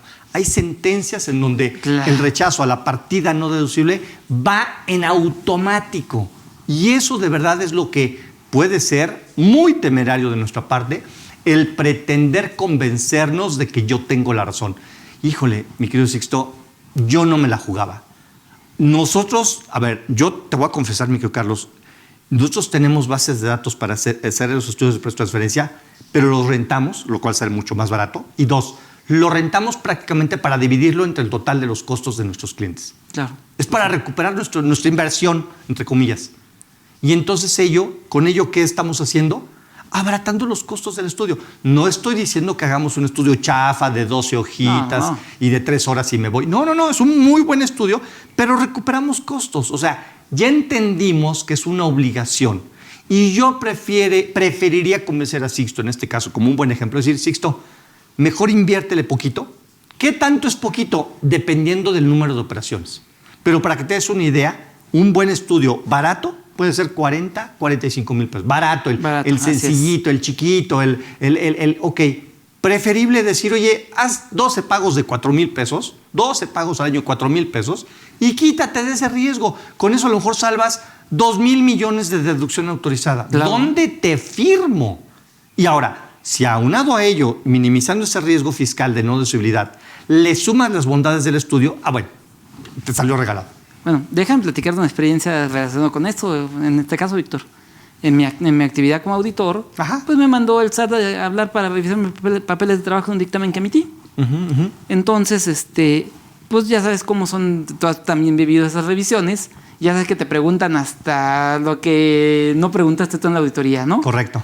Entonces, llega un punto en el que me dicen, oye, ¿y verificaste la materialidad de las operaciones? Yo dije, mira, verifiqué la existencia de la operación, verifiqué lo que estaba, pero pues no, por desgracia no puedo regresar en el tiempo para haber visto si verdaderamente estuvo allí el profesionista, si no estuvo. Yo me basé en evidencia. No, pues no es suficiente. No, pues espérate, mira, aquí tengo un estudio de precios de transferencia porque el que presta el servicio es una empresa hermana. Correcto. Y aquí está toda la historia de por qué lo hacen. Correcto. Y justificando la razón y el porqué. Justificando la razón. Y el precio de mercado. Y la autoridad fiscal me lo aceptó. Claro. Entonces ahí está ahora sí que ahí está un testimonio. Buen ejemplo. Para nuestro amigo Sixto de entre otras cosas, para qué te sirve, ¿no? Exactamente. Muy bien. A ver, ahora nos pregunta Perla. Pero para ser considerada como parte relacionada, debe constar en escrituras, ¿verdad? Ejemplo, si yo le vendo a mi padre, pero no existe un acta o una escritura que nos vincule, ¿yo no soy parte relacionada? ¿O sí? Pues bueno, mira, si hablamos de personas morales, sí estaríamos hablando de escrituras, pero si hablamos de humanos, tenemos un acta de nacimiento, ¿no? Claro que hay un acta. Claro que hay un acta, también se llama acta y de nacimiento. Y de nacimiento. Y hay un domicilio fiscal, y hay un cruce de información. Y a ver, las deducciones de tu señor padre o de este contribuyente, mira, resulta ser que le pagabas dentistas desde que era pequeña esta criatura, que es su hija. Ah, qué curioso. O sea, es que de verdad, muchas veces nosotros los contadores pecamos de la inocencia en decir, no, eso no se va a dar cuenta el SAT. Obvio no. Obvio sí, tiene información de sobra.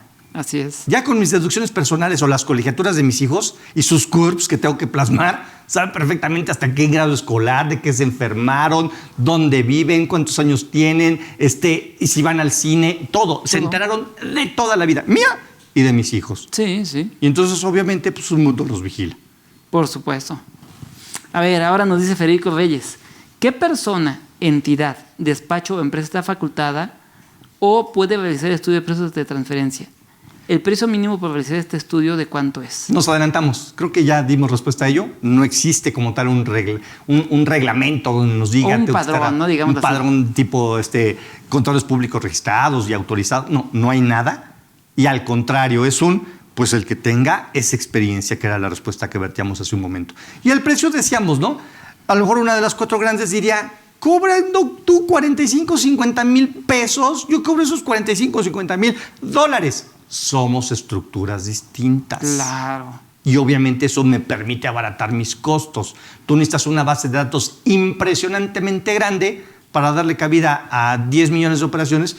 Yo necesito una base de datos mínima con que me dé batalla para 100 operaciones. Entonces, sí, por supuesto, nuestros costos son distintos, no pagamos regalías y demás, y toda esa estructura cambia. No, y aparte también hay que reconocer, atacamos mercados diferentes. Correcto. ¿Qué es lo que estábamos diciendo hace rato? Así es. Estábamos diciendo hace rato, o sea, no me puedes comparar a mí contra una de las Big Four, porque somos diferentes en todos los aspectos. Correcto, correcto. Y eso me obliga a empezar dentro de las conclusiones, bien valioso. Oye, contador, no le tengas miedo en realidad a cotizar y hacer el estudio de precios. Al contrario, entiende las bondades del estudio, forza a tu hacedor de precios para efectos de que te haga un buen estudio mucho más completo a tus necesidades y el precio de verdad solito se va a ir dando. Puedes cotizar con una de las 4 grandes, puedes cotizar con una empresa, un despacho mediano, puedes también cotizar con un despacho pequeño. Haz el del pequeño. A lo mejor te gusta y te encanta. A lo mejor dices, no, ahí sí me entregaron un cuadernillo de 8 hojas, no me va a servir, no va a poder defenderse esto en caso de una revisión, no va a pasar a la autoridad. Está bien, vete por un mediano o no tan grande. Pero lo peor que podemos hacer como contadores es negarlo y decir, no, yo no caigo, no, eso necesita un acta, no, yo soy de los de a pie y mexicanito, no, yo no tengo familia, no, a ver, mejor di el cómo sí y busca el cómo solucionar, el cómo sí puedo hacer el estudio. Bueno, bonito y barato. Entonces, promedio para poquitas operaciones, sí. 50, 60 mil pesos por ahí así, ¿no? Correcto. Y cuidar, por ejemplo, me dicen, no, yo no tengo operaciones entre partes lucianas. Oye, ¿y el carro que la empresa le vendió al dueño después de 3 años de uso? Eso es un estudio, necesitas un estudio de precios. Y los honorarios que le pagan al hijo del dueño también requiere un estudio de precios. Y la aportación para futuro aumento que hizo el socio que después se la devolviste. Se requirió para tales efectos un estudio de precios. Por mencionar algunas, ¿no? De las comunes. Se vendieron acciones de padre a hijo, o se vendieron acciones entre los primos y el compadre. O se donaron. Porque mucha gente, es que no hubo dinero por medio. Sí, no. Pero al final es una transacción. Hay que evaluar que estuvo registrada a precios de mercado. Claro. Sí. Es decir, que el valor que el hijo, pensando en una donación, el valor que el hijo le dio en su patrimonio a esas acciones. ¿Cuánto vale? ¿Cuánto vale? Ni fue el de mercado. Y porque lo tiene que registrar en su declaración, porque si no lo registras se convierte en un ingreso omitido. Claro. Entonces, va de la mano todo. ¿Y cuánto le vas a poner? Yo le fue un donativo, ponle 10 pesos, ponle 100 pesos. No. Tiene que haber un avalúo. Claro. Porque fue reforma también de este año. Tú recordarás, para efectos de los extranjeros, deberá el hacedor del dictamen en materia de enajenación de acciones, deberá garantizar que cuánto vale la empresa para que el valor de esa operación, la venta de las acciones entre partes relacionadas, se realice a valor de mercado. Para yo garantizar que esa venta de acciones está a valor de mercado, necesitamos evaluar la empresa. Claro. Y entonces ya volvimos a caer en se complica. Se complica. Toda la modificación del 24, ¿no? Totalmente de acuerdo. Fíjate, entonces precisamente con eso tenemos. Ahora, Víctor. Sí. Fíjate que hay algo que es muy común, que es una pregunta que le hacen al auditor, al contador, al fiscalista, al asesor. Oye, pero es que yo soy una empresa muy chiquita. ¿Cuánto son tus...? Y siempre preguntamos los contadores, ¿cuántos son tus ingresos al año? No, pues yo tengo 4 millones de ingresos al año. ¿Tengo obligación del estudio de precios de transferencia? ¿Qué es lo que necesitaría saber? Eso, el ingreso como tal y el tipo de ingreso. El tipo de ingreso, ¿verdad? Correcto. ¿Hay alguna facilidad en ese sentido por el tipo de ingreso, Víctor? Sí, fíjate que esa a mí en lo particular no me convence. Estamos hablando en el orden de 13 millones de pesos para tales efectos, pero yo no pretendería basarme en ello. Yo pretendería más cubrir esa necesidad por las bondades del estudio. Claro. Yo prefiero sí hablar con, oye, efectivamente no tienes tantos ingresos, tu operación realmente es básica, es a lo mejor una renta de un pequeño local comercial de 2x2 y no te podría yo cobrar un estudio de precios de transferencia ni por error en esos 45,000 pesos. Yo prefiero darme oportunidad de sí conocer tu negocio, de darte ese valor agregado en el estudio de precios de transferencia, porque por una operación en donde no se requiere, por ejemplo, de la base de datos, no te voy a compartir los costos de el adquirir o rentar esa base de datos que sale muy cara. Porque mis comparables van a ser el periódico, las bases de datos de inmobiliarias y demás, en donde tengo valores de mercado y de acuerdo a las condiciones como tal. Y tu contrato. ¿Sabes qué? Dame oportunidad de cobrarte mejor por horas. Te va a salir inmensamente más barato. Tú no vas a dejar en riesgo la deducción como tal y además las bondades del estudio que hemos platicado en esta tarde, te prometo que te van a ayudar para mucho más. Fíjate, y es que bien lo dijiste hace rato, ¿no, Víctor? La gente le tiene miedo al estudio de precios de transferencia. Sí. No, está muy caro. No, eso es para los grandotes. No, eso es para internacionales. No, exacto. Tenemos siempre una buena justificación. Y es un dato muy importante. Entonces, fíjate que yo coincido contigo. Yo creo que el tema de los 13 millones en actividades empresariales y los 3 millones en servicios profesionales, si bien lo único que te eximen, en mi opinión, es de presentar las obligaciones formales. Correcto. Y ojo, nada más de presentarlas, porque no estoy diciendo de llevarlas. Correcto. Una cosa muy diferente presentar que llevar. Tenerlas. Así es.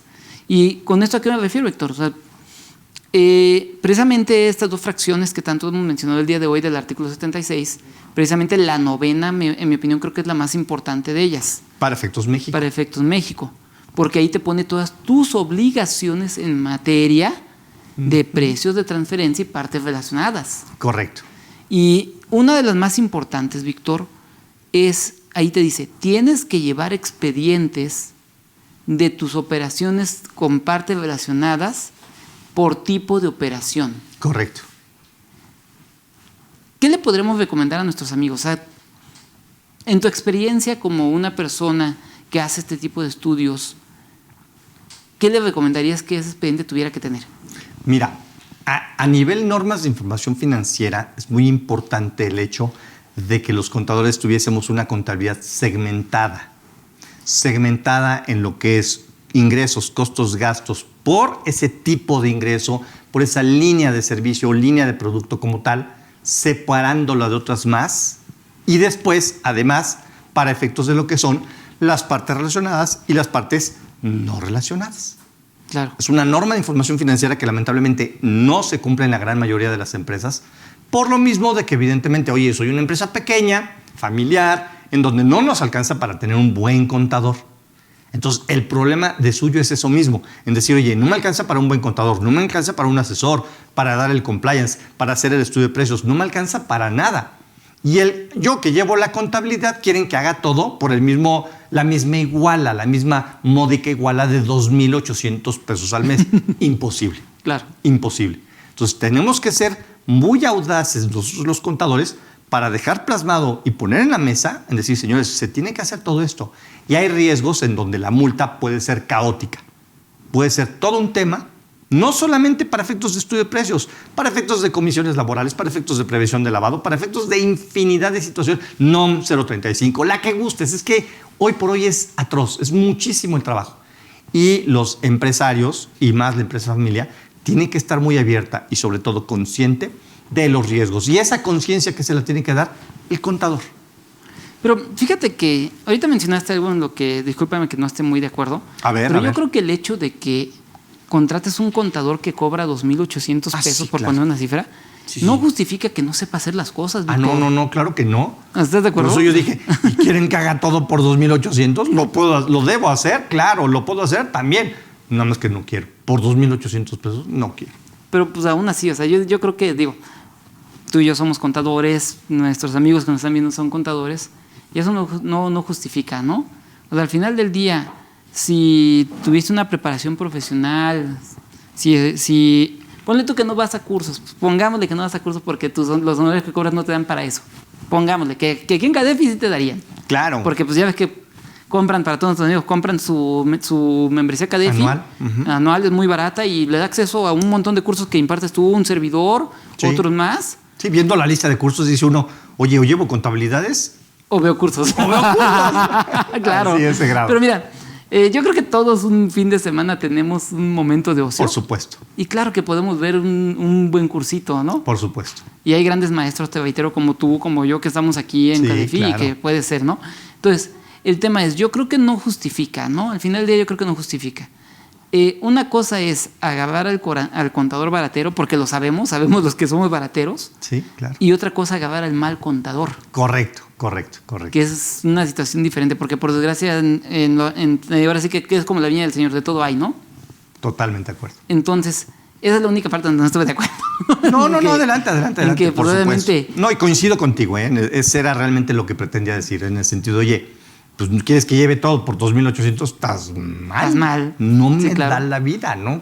Tendría que hacer Claro. esto, pero por 28,000 pesos, no por 2,800. Totalmente de acuerdo. Sí, y ahí y entramos a otro punto, ¿no? Valorar nuestro trabajo. Es correcto. Oye, ¿sabes qué? No por tener trabajo me voy a agarrar una contabilidad que vale 10,000 en 2,800, ¿no? Sí, claro. Correcto, O correcto. sea, esa es una parte muy importante también. Sí, o porque tiene esa estructura que le permite. El Sí, otro día claro. una persona me dice, oye, yo llevo puras contabilidades del RIF. ¿De verdad? Digo, ¿cuánto cobras? Cuando mucho 800 pesos. ¡Paso! Oye, está demasiado barato. ¿Cuántas llevas? ¿Cuántos le dices a su socia? ¿Cuántas llevamos? Como 100. Ya vamos como en 120, 130 RIF. ¡Ah, su mecha! 120 de 800 pesos es un dineral. Sí, claro. Y les quita 20 minutos hacer el cálculo de ese RIF. Volvemos a lo al mismo mes. Volvemos a lo que platicamos Wow. del estudio de precios de transferencia. Claro. O sea, a ver, espérate. Claro. Yo puedo cobrar 800 pesos porque mi estructura y mi segmento de Correcto. negocio es este. Correcto. No es en el que está Víctor, no es en el que está Carlos. Correcto. Que ellos están en otro segmento. Sí. Donde Sí. sí tienen que cobrar más. Es correcto. Ellos dicen, es que yo no tengo ni... ¿Cuántos son en tu despacho? No, mi socia y yo. ¿Y Porque ya? las computadoras ya están programadas, me mandan un archivo exactamente como yo lo necesito, se Lo traduce, suben. le doy un clic y solito. Con nada más concilio contra bancos, vámonos. Y adiós. No, el mismo sistema me hace la conciliación, todo. Me arroja las diferencias y es donde me entretengo. Pero son 2 movimientos al mes. Claro. No, bueno, pues, oye, se me hace caro 800 pesos al mes. Sí, por supuesto. Sí, claro. En 5 minutos lo tiene. Claro. Hombre, ganarte 800 pesos en 5 minutos, pues no todos los días. Y ahí es donde está el tema, ¿no? O sea, Correcto. al final del día, yo creo que aquí más que nada, uno, que nuestros amigos que nos están viendo sepan que tienen que capacitarse. Sí. Si por alguna razón no les gusta o el honorario no les da, porque digo, todos fuimos estudiantes, Víctor. Además. Y en algún momento cuando salimos de la universidad, a lo mejor estuvimos trabajando en algún despachito, en alguna empresa, y cuando nos independizamos, ¿qué hicimos? Agárrate porque el Vamos, empiezo es porque duro. vamos, correcto. El empiezo es duro. Claro. Pero eso no justifica que no estudies, ¿no?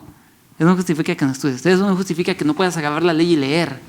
Que no puedas Correcto. agarrar una revista hoy día con la facilidad de Internet, o en Internet un articulito de alguien y léelo y aprende, ¿no? Es correcto, es correcto. Y sobre todo en este tema de precios de transferencia. ¿Por qué?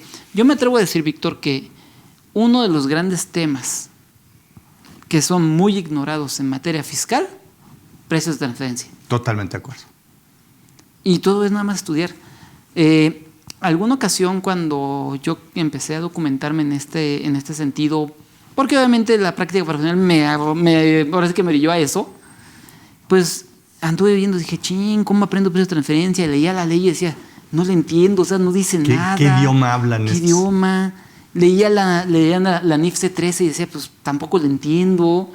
Entonces dije, ¿qué hago?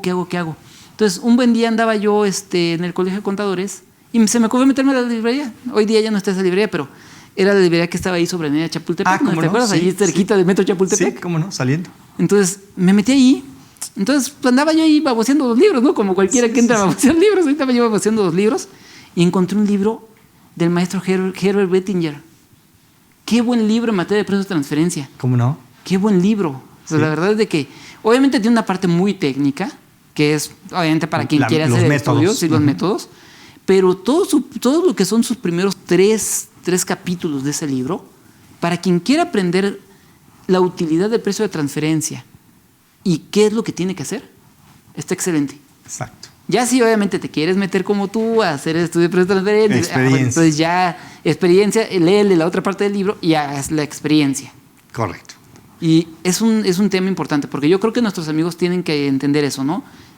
El estudio de precios de transferencia no hay que tenerle miedo, y no por el lado de hacerlo, sino no tenerle miedo a que te lo hagan. Al contrario, es una herramienta más que te da un soporte indispensable. Correcto, totalmente de acuerdo. Ahora, Víctor, y hay un tema también muy importante.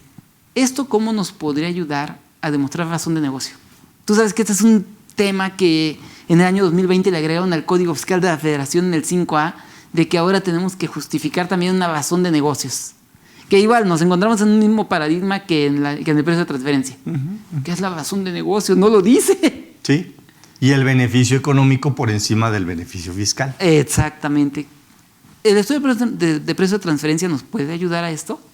Pues es que es la esencia como tal. Como estamos hablando de justificar la utilidad que está generando el negocio, la empresa como tal, año con año, con sus partes relacionadas, con sus no partes relacionadas, evidentemente que forma parte de esa la esencia en razón de decir, ahora sí, la razón por la cual se llevó a cabo esta operación, se llevó a cabo esta inversión, se decidió hacer esta fusión, esta decisión, lo que sea, es porque el negocio sí lo pedía, el negocio lo requería por el mismo negocio. No fue un capricho de los inversionistas, no fue por planeación fiscal, no fue por ahorrarse pago de impuestos sobre la renta, no, simplemente porque el negocio así lo veíamos manejando.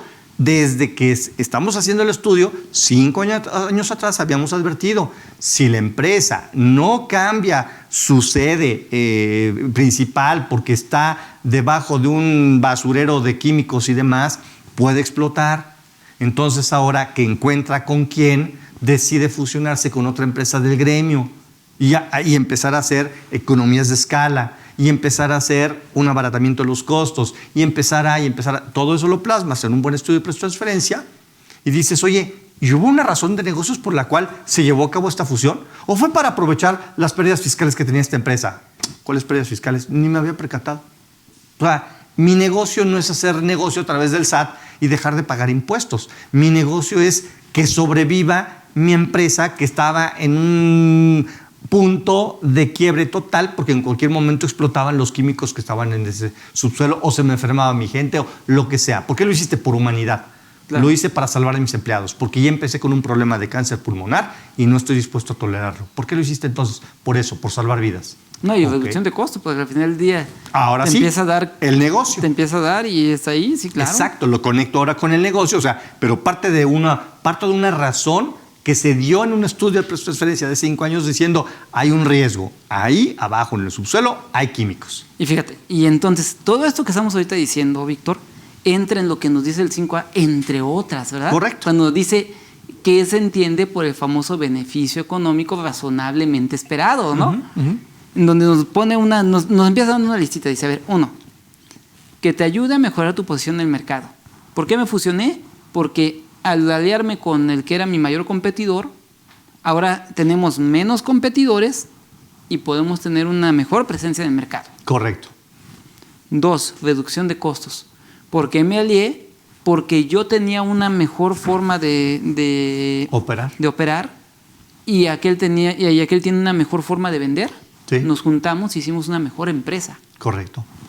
3, el incrementar tus ingresos.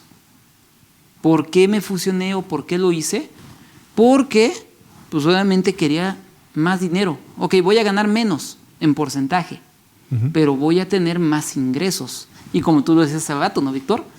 Al final del día, 8,000 millones de pesos, pero me voy a ganar el 0.05%. No es nada. Para 8,000, ¿dónde te firmo? ¿Dónde firmo? Claro, ¿no?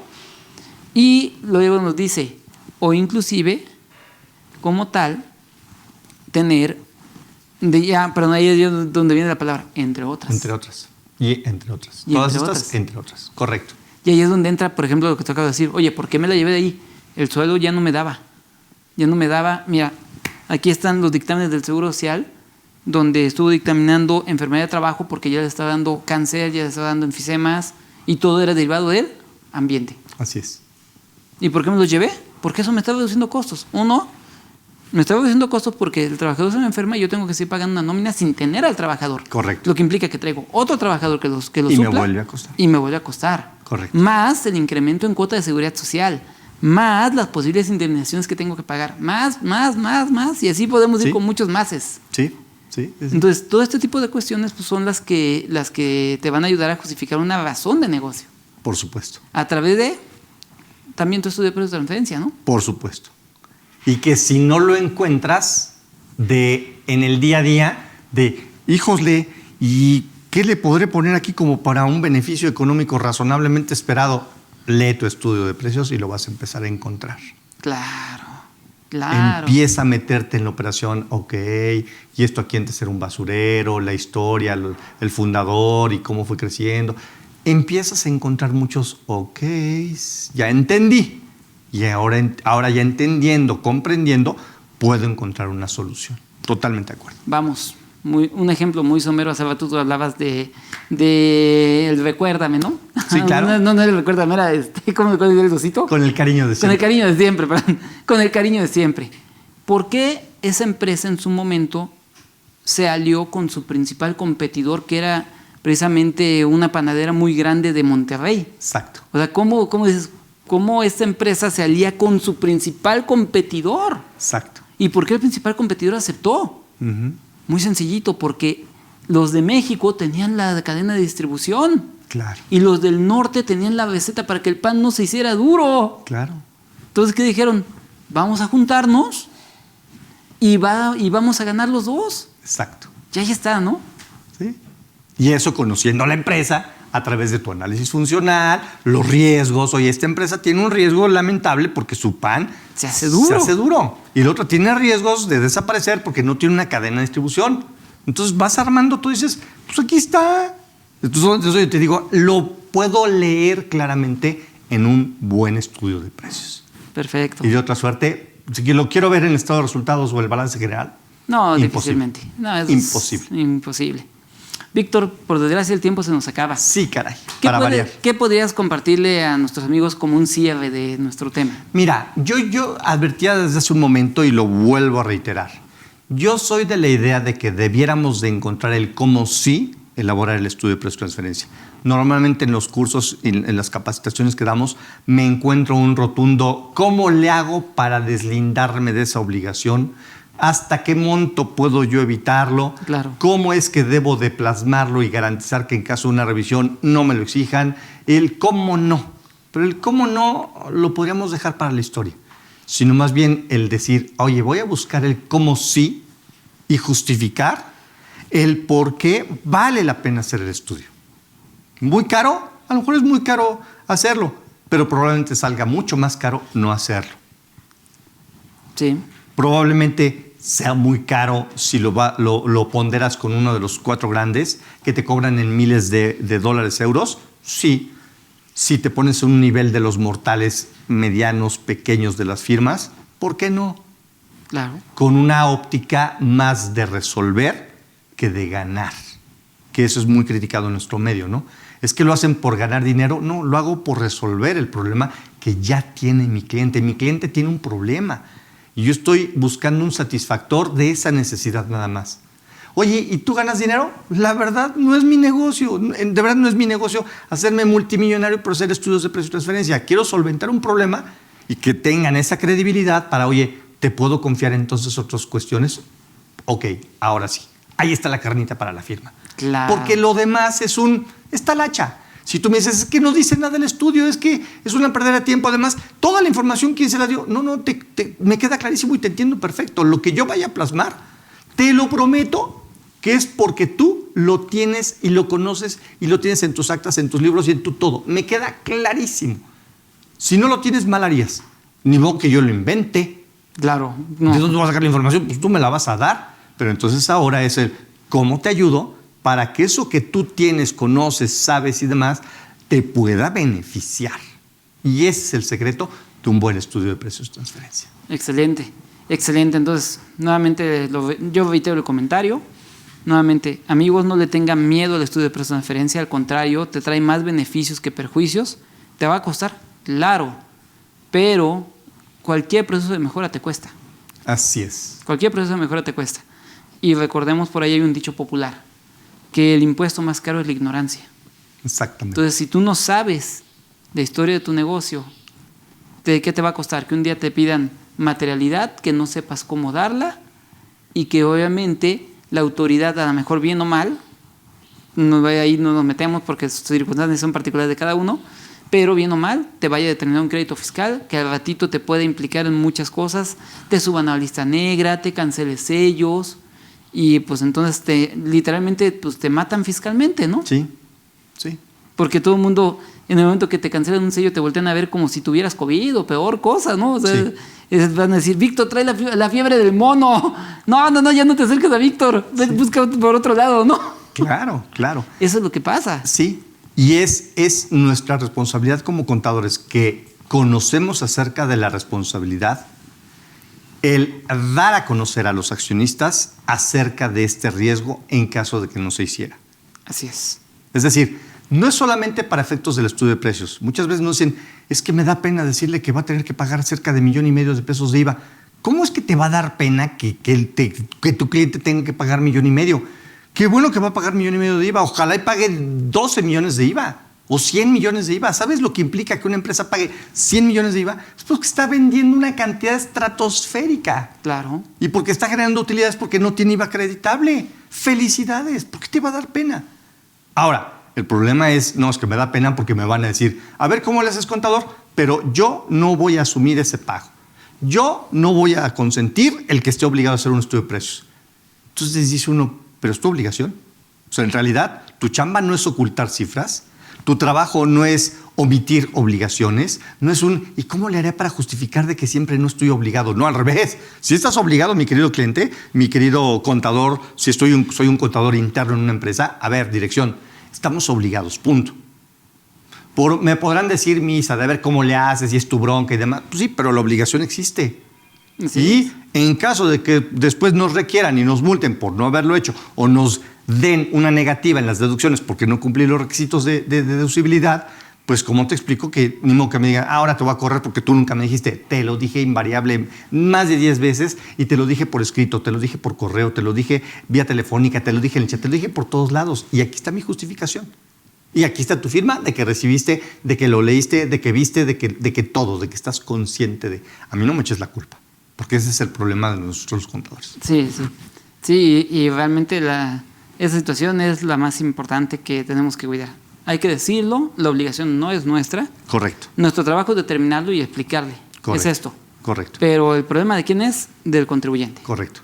Yo no recuerdo haber llevado una materia dentro de la carrera de la facultad donde me dijeran, advierte cómo que aprenda el estudiante a que el cliente no pague IVA, que no pague impuesto a la renta, que no haga el estudio de precios. Esa materia no existe. No existe, está en nosotros mismos. Así es. Así es. Y obviamente no es ni por mucho nuestra responsabilidad que el contribuyente no pague. Totalmente de acuerdo. Nosotros tenemos que hacer nuestro trabajo, decirle, ya si ellos deciden hacer otra cosa, no es nuestro problema. Ese es otro boleto. Pues Víctor. Muy bien. Te cedo el honor. Amigos, esto fue Fiscal en Serio. La verdad es que todo un gusto de haber estado contigo, Víctor. Te cedo el honor. Sí. Vamos a clausurar nuestro programa el día de hoy. Gracias por acompañarnos. Un abrazo y síganos escuchando. Estaremos más frecuentes aquí invariablemente sus amigos Carlos y su servidor Víctor Oliver. Gracias por todo. Hasta luego.